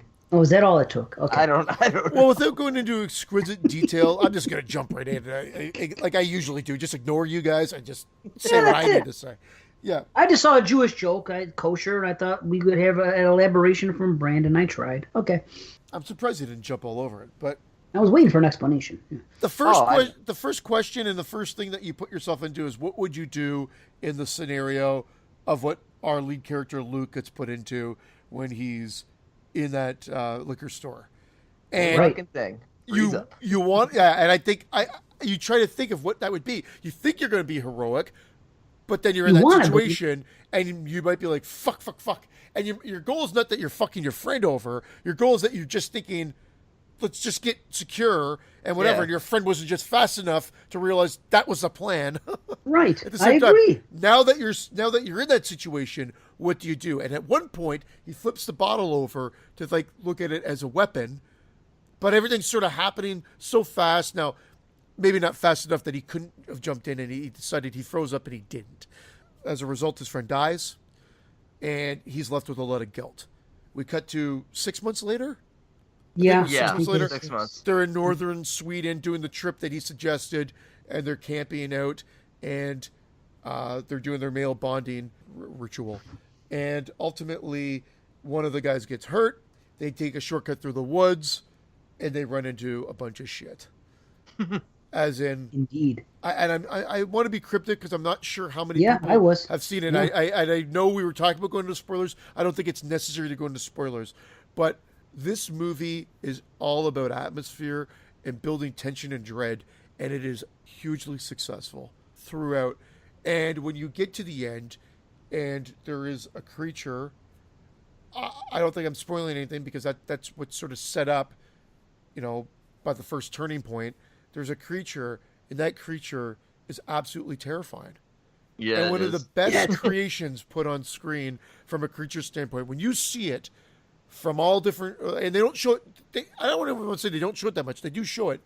It's terrifying in all the scenes. It never loses its power, and that is shocking because usually once you see the monster, you're looking for the faults, and I didn't find any faults in that. Obviously, this is about our main character Luke's arc of him trying to overcome everything as well. But the fact that he also gets marked, and again, I'm trying to dance around how to word this, but so guys, you saw this. Is he been marked by the monster because he's not seen as a threat? Because of his experience of locking up and not fighting back, so that maybe he'd be more apt to follow? Another servant to this godlike creature. Yes. Perfect. Yes, because he knows what he's struggling with inside, obviously, because he fucks with them along the way, and he figures that, well, this guy's a coward, so he's just gonna automatically be fucking subservient to me. So you know what I mean? That's all this thing, and that's all this thing wants is to be worshipped, and that's its whole reason to exist, apparently. So it does what he does, and I guess he feeds them with whatever he feeds them with, and I guess it's good enough for some of them, and whatever. But yeah, that's what I feel, that he's marked right off the bat because he can feel, what's going on with him internally, and that he's going to be an easy mark. He can sense his fear. Well, yep. So it's the story of the group of friends going in, but ultimately it's his story. No easy answers, and the ending is great. I agree. Some people have problems with it. I think it's great. It's old school. Yeah. It's old school shit about territory and where one can go and where one can't go. Yeah. That's what I like about it. It's almost like, I don't want to say fairy tale because that kind of diminishes it. It's just like folklore is probably the better word for it. I think that was because it was unexpected at first. I'm like, well, wait a second. Then I'm like, oh, that's fucking cool. That's the reaction I got. But I've heard some people complain about that or say, oh, what's going on with this screaming? That's going to work? I'm like, no, asshole. You missed what the fuck, where they were. But whatever. Well, the screaming was more like a cathartic release. Agreed. In a sense of he's out. What are you laughing about, Brandon? I'm laughing? Oh, I thought you were laughing. I'm sorry. Oh, no. I thought you had a different cathartic release. Oh, no, I actually really enjoy the ending, and I'm high on this film, but I said the one thing that I would have done, I would have tacked on one more scene at the end, and I've told some people who have seen the film what I would have done. Well, can we say it? Can we say it? Is it a spoiler? It's a spoiler. Okay, I won't even say it. Listeners, skip over the next 30 seconds if you don't want to be spoiled. Tell us tell us the ending, Brandon. I'm interested in hearing it because I remember you mentioning it. Okay, so when he finally gets out of the forest, out of the woods, and he's safe, he's defeated this monster in a sense. He's conquered his fear. He's fought back, and now he's escaped. Right? Mm-hmm. Yep. To me, I had a sense that he left the souls of his friends behind. So, I get it that he was brave and he fought and he overcame the tragedy that was the beginning of this film. But I would have loved if right when he gets out of the woods and he looks back, if he had seen his friends, the ghosts of his friends, and then screamed and charged back into the woods. You're fucking with us right now. No. I think that would have worked. I understand where he's coming from, but I disagree with it being necessary because of the one reason. He did what he did because his one friend told him to do it. He had a chance to do something. He said, burn this motherfucker to the ground if you get out. And there was a chance he could have just fled, and that's the end of it. He made the conscious effort to go back and do exactly what his friend asked him to do. So I think by doing that, that was basically him, the arc being completed, saying, okay, I may have failed this friend, but this friend here said to do this, and I did it. Yeah, and that's why I didn't obviously I'll just say right now I'm still at a full head explosion, but I'm at the lower end of a full head explosion just because I really felt like I wanted the gray ending with Liam Neeson. You ever see that film? No. I wanted that final showdown. Like, fuck you. I'm like, I ain't scared anymore. I'm coming back. Ghosts? Well, ghosts in a movie like this? I don't know. I don't think it would have worked. Guys, we're still in spoiler territory here if you did skip forward. So we're just going on a little bit longer. It didn't even you didn't even have to show ghosts, I'm saying. It's just saying I wanted him charging back. That's all I'm saying. No, that would have gone against what they were setting up and going with that ending. I think if anything, if they're going to tack on one more scene, which I don't think was necessary at all, because I love that. He's not out yet. He's not fighting. Where is he? He's in the middle of nowhere still. Right. No food, no backpack, nothing. It's true. It's still his area. He still has a journey ahead of him. He's just out of that. But if they wanted to do one thing, and I still think it would have taken away from what they're going for, is they could have showed him doing the ritual where he's now on another trip a year later, and he's doing like a like just like that thing where they put the picture of their buddy, whatever, all took a sick. He could take a drink, and so now he's putting another 50 pictures up of all his buddies that he's. Okay, Mr. Ghost in the fucking woods. Hey, I like mine better. It's not ghosts in the woods. It's the souls of his dead friends who were killed by this fucking. They're all fucking whatever. Jedi mind trick. They're all like Jedis, like with that blue glow Hey, around listen. How many times are you nerds going to talk about Star Wars tonight? Oh, fuck. You're the one with Jedi and the woods glowing and everything like that. I didn't say anything about glowing. That's your asshole from all the bleach. See, listeners, don't say we don't ever disagree, because here I'm totally against this new ending of Christmas. Yeah, but the difference is I don't want a new ending. ending. I don't want a new ending. You're the one that put on a... You want him going back and drinking to his 50 dead friends now.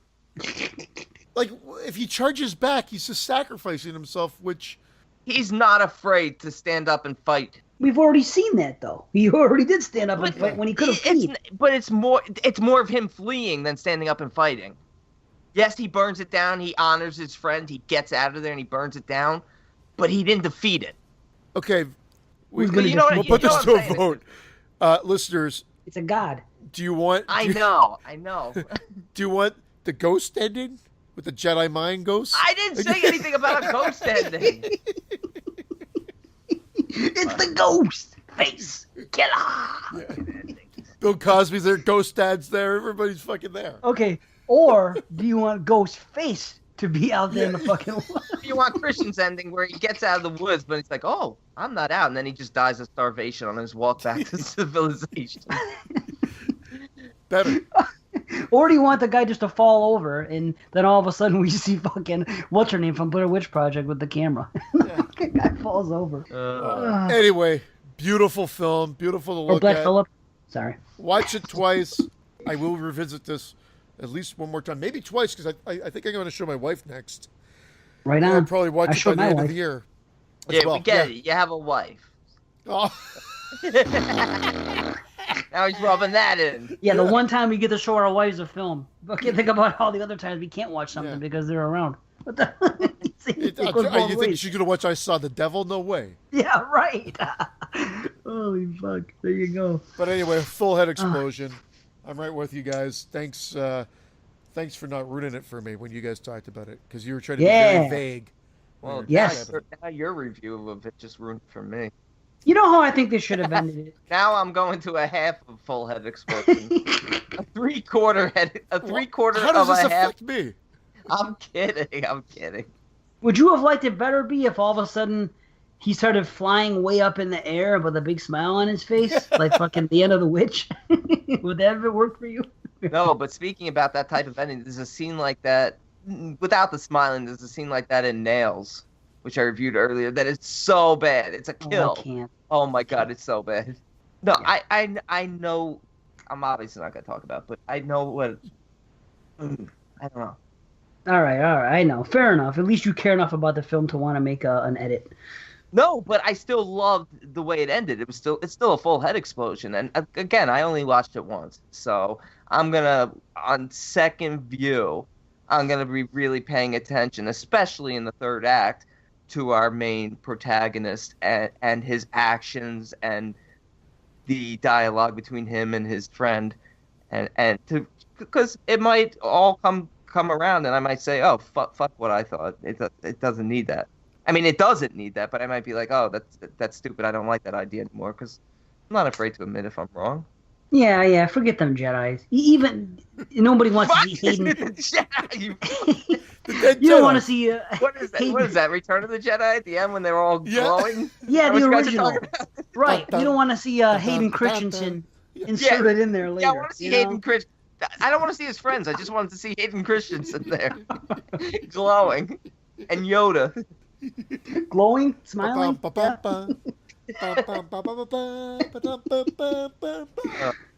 the old ending.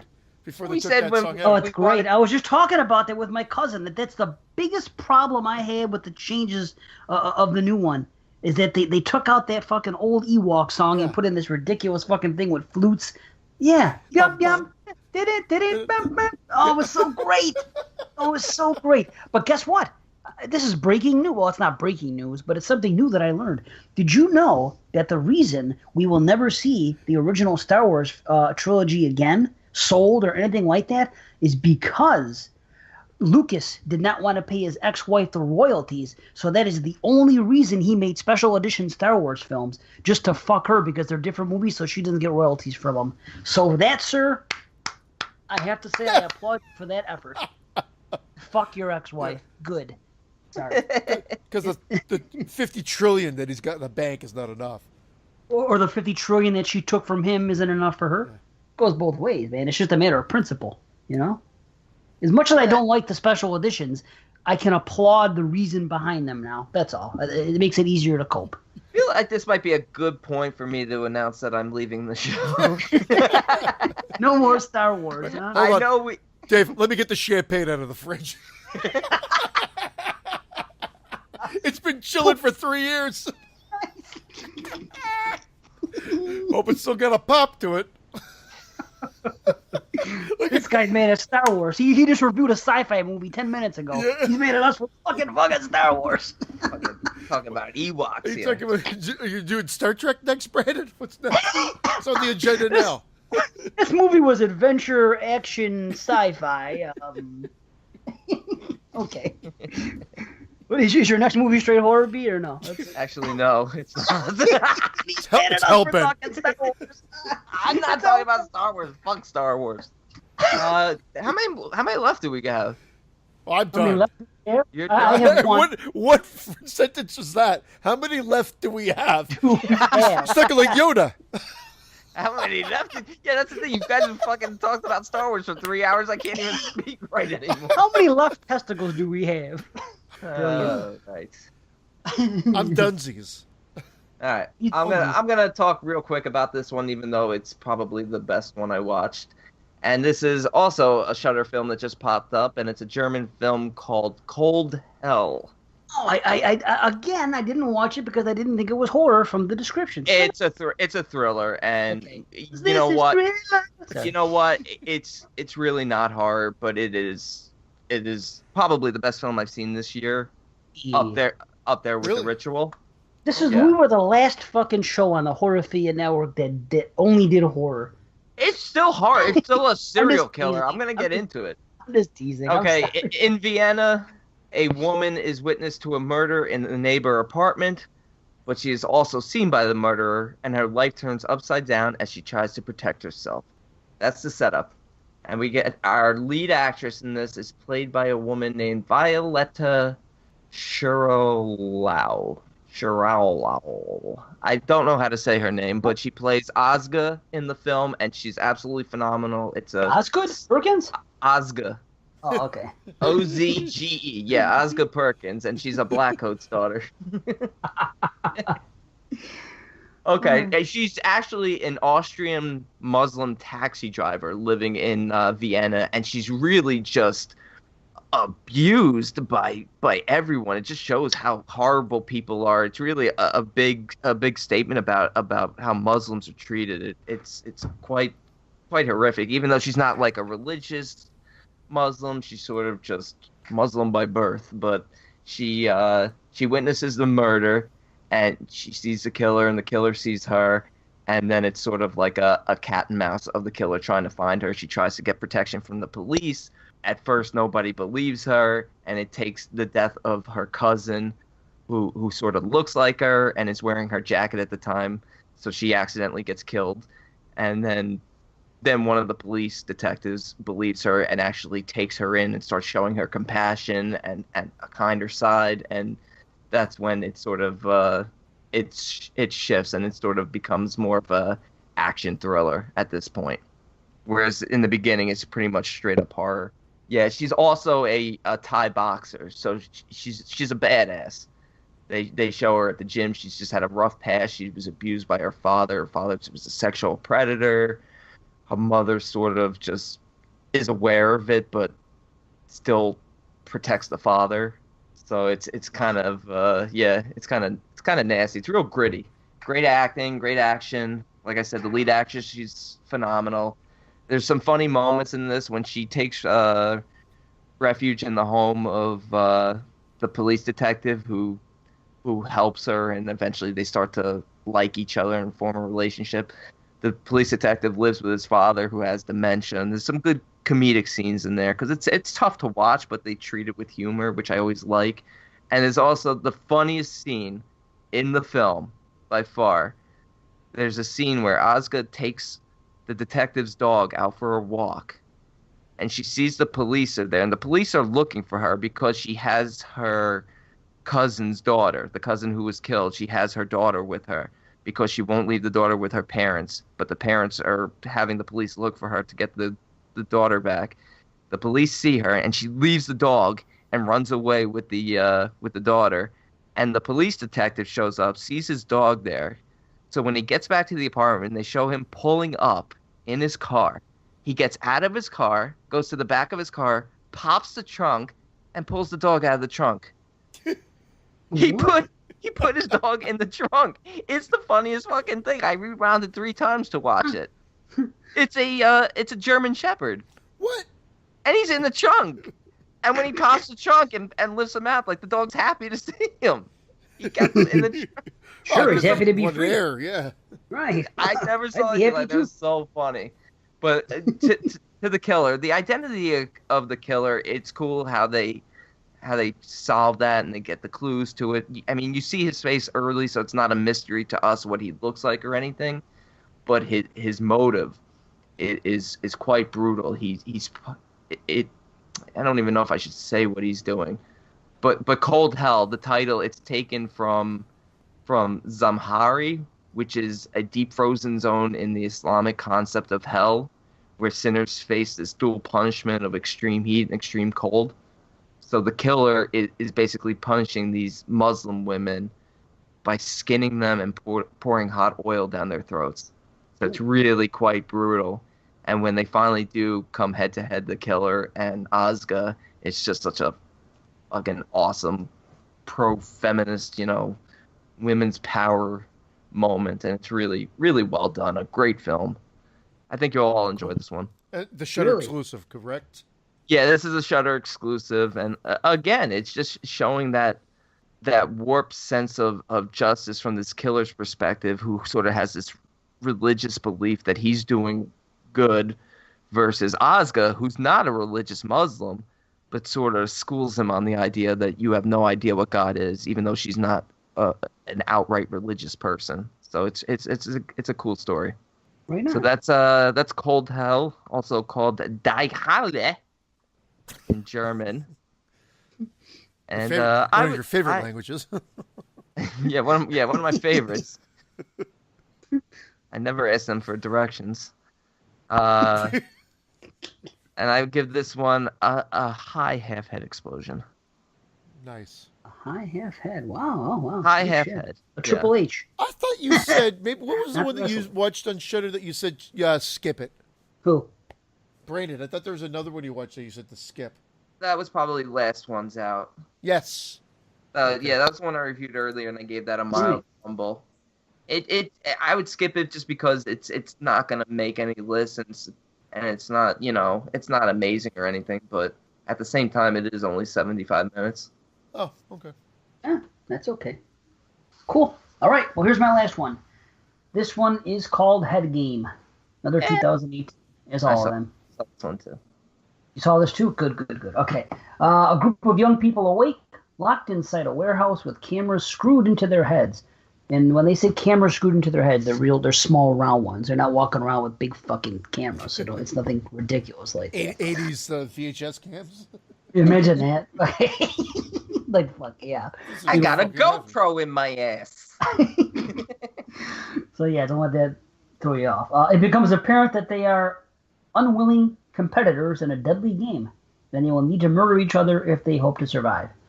So, yes, this is... I'll tell you what, it's better than 31. It's one of those films. Fuck 31. But yeah, it's just like it says. Interesting beginning because we see these people we see like a date, guy taking a girl out, and it's like a first date type thing. And he says, "Hey, do you want to go to this after party?" Say, yada, yada. Okay, I have some friends there. Are you game? She's like, "Yeah, I'm game. Okay, let's go." So they get there, And there's some narration going on, almost like American Psycho type narration or something. They're talking about the different people that are there. So these are going to be future competitors. We're not sure of that yet, but as the movie goes on, that's what we learn. But this guy is organizing the whole thing, and he knows a little bit about everybody that's at this party. See, the thing is, it's kind of like that movie, which I've never seen it, but I'm aware of it. It's called Dinner for Schmucks, I think, where everybody brings somebody there and to this dinner, and I guess they're a bunch of weirdos. But anyway, Yes. Okay.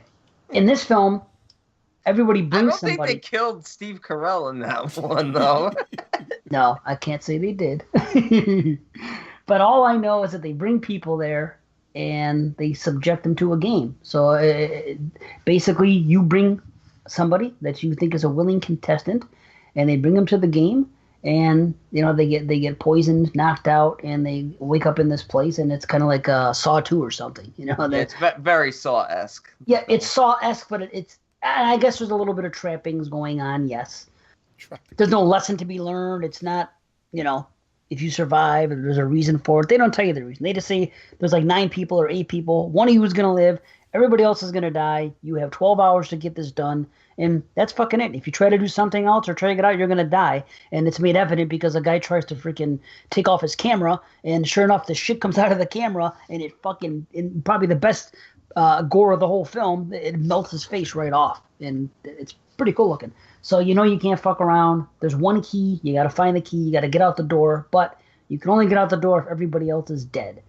So, much like Saw 2, you have some abrasive people, you have some other kind of people, and they end up forming little groups and doing their things, and let's do the right thing, or let's not do the right thing. I really enjoyed that about this film, that whole group mentality. It always, and it's true to form. It breaks off into the group of people who are trying to survive together. They don't want to partake in this game, but they know they have to do something.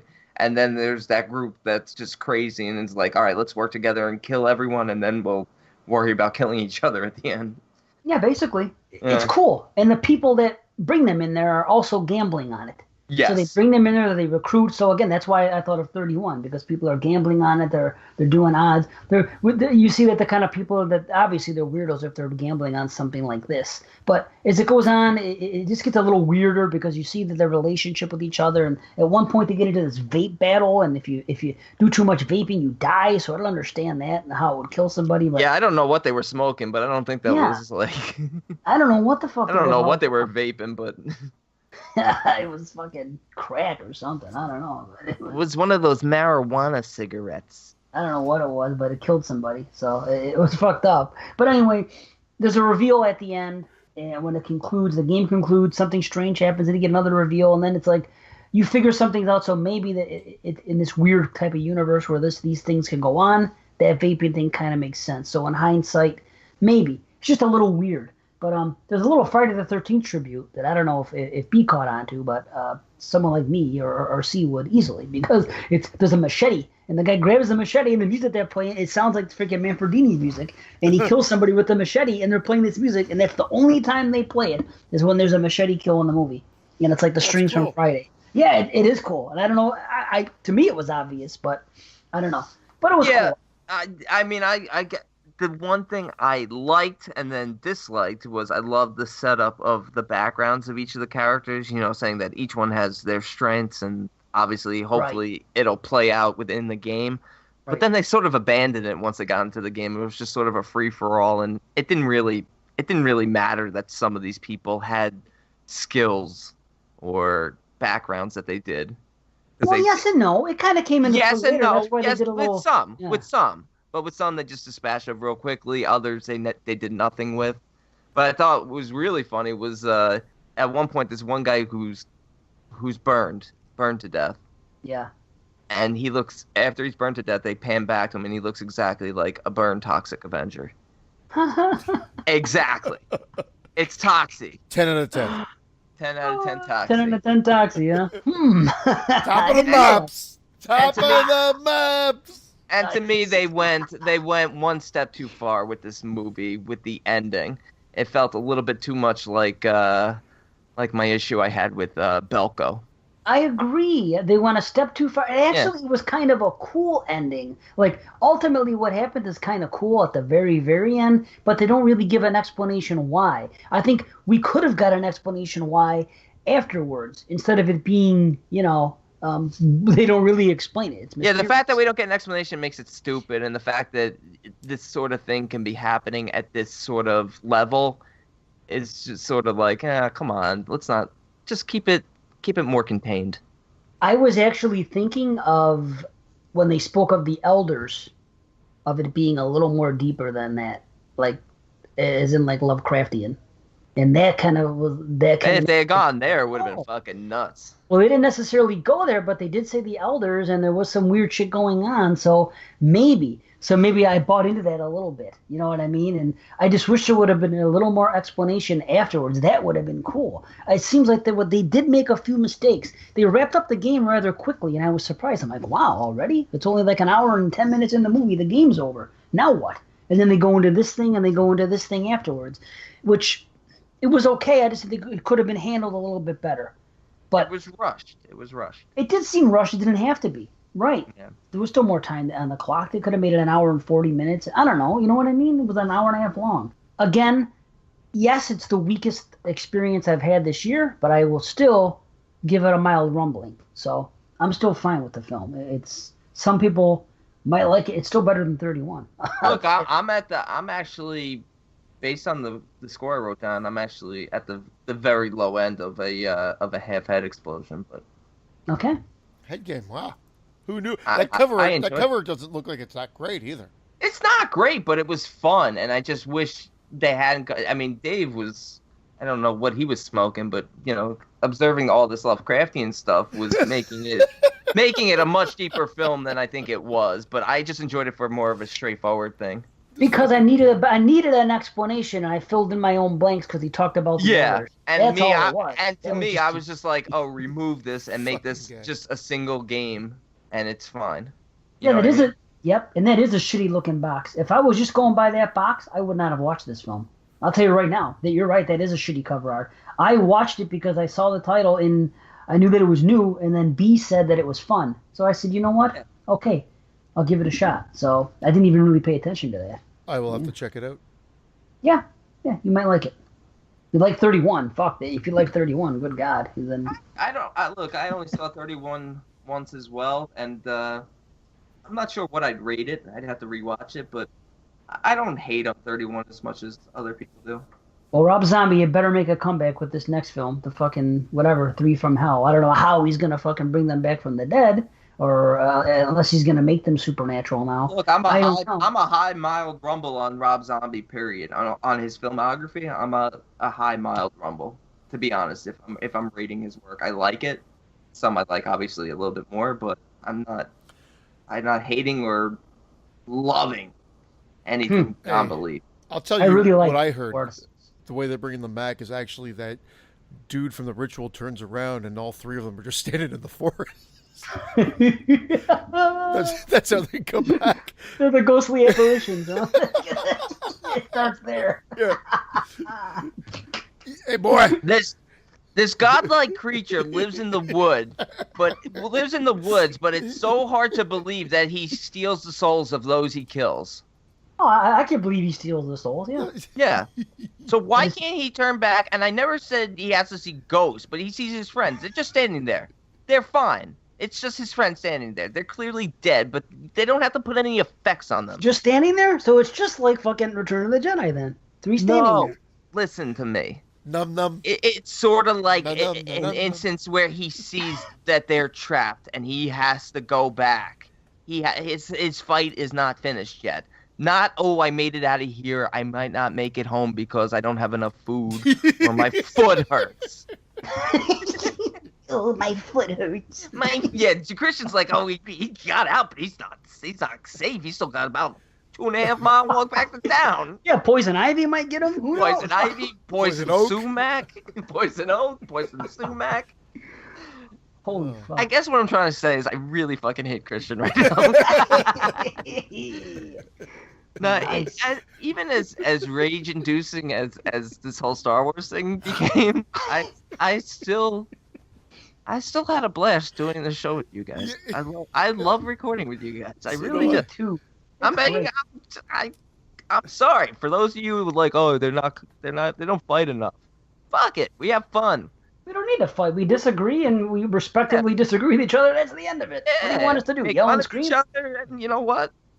Back to life. Yeah, what are you going to do? How long can you go on with the disagreement, too? Otherwise, then it's just forced. No, but I mean, honestly, like that's one thing I've been noticing within not even really our Facebook group, and I don't want to say that our Facebook group doesn't have it either, but just within the horror community in general. I won't even talk specifics. It's just that I feel like everybody. I love that people are so passionate about it. I'm passionate about it too. I love it. I absolutely love it. But just remember, it's just horror movies. Relax. If somebody, Right. just because somebody might absolutely hate and call a movie you adore and love and cherish a piece of shit, relax. You don't have to destroy that person. Yeah, who cares? Movies are for fun, to escape fucking Exactly. the bullshit that's going on in the world. I don't want to talk about politics online or this or that or news or fucking guns or anything. I don't give a fuck. If I want to talk horror, it's because I enjoy horror, not because I want to debate about it. You know what I mean? Fuck that Absolutely. shit. If I like what I like, you like what you like, and guess what? That's fucking it. Different strokes. Hell To yeah. move the world. Bitch tits Jason. Or to move the world, not rules, sorry. Bitch, it's There's Jason. always bitch tits, Jason. There's always BTJ. Indeed there is. Wasn't that the name of the killer in Gutter Balls? BTJ? Oh, that was BTK. BTK. No. No, it wasn't. BTK's a real killer. Get the fuck out of here. BBK. BBK. BBK, so real. Bowling ball killer. Bowling bag killer. BBK. Unbelievable. Well, BTK. How did it come to fucking gutter balls, a piece of shit? Because BBJ. BBJ. I don't we have even know. to, we have to read an email, by the way. You We read gotta it. read an email, so. All right, we should here, do it, read it. and then get out of here. Well, it's our homie Jim K. We have to do it. Of course. Wait. Wait. Is he... Go ahead, Christian. I'll let you do it. No, you go right ahead. I'm pretty sure. I'm not 100% sure, but is he the same Jim from Toronto? Yes, and he's gonna be in the drawing next week. Oh, we're supposed to do a drawing for the fucking thing. Son of a bitch. Well, it only takes 2 seconds. Anyway, let me read this thing Son really of quick. a bitch. Well, I don't want to keep these guys up too late. Sorry. I mean, I don't care. Okay, check it out. This is Jim K. Here's one for debate discussion on the pod. The sister pod will also get this question, and it'll be interesting to see how everyone's viewpoints match. Now, that was 2 shows ago, but fucking 22 Shots puts out 2 shows a week now, so what do you want from me? Anyway, they did. They put out 2 shows. One was Monday, one was Friday or some shit. I couldn't fucking believe it. But anyway, the sister pod will also get this, and it'll be interesting to see how everyone's viewpoints match. As you know, I'm reviewing the entire Amityville franchise on the group page, and this series, probably more than any other, creates the question of what constitutes a film series sequel. Is having a reference, Amityville, in the title enough? Is being set in the same location, area, timeline, time period enough? Is a mention of something from a previous film enough? Does it have to feature some form of continuity or characters from previous entries? I feel it should either continue with a previous story or a particular character story line, branch off from that story while maintaining those roots, or be a prequel to tell a backstory or the current story of the current story. Interested in your thoughts, even Orlix. What the fuck is that all about? I don't know. That's what he said. Oh, beautiful. Thanks. This has Jim. been answered, and check it out. It took 2 shows, and it took Jim K doing research on his own to figure out what I already knew. There is no real Amityville franchise. There's the Amityville horror. Everything else is an unofficial, even though the first 3 are owned by MGM. We all know that the 3 of us could go film a fucking Amityville movie right now.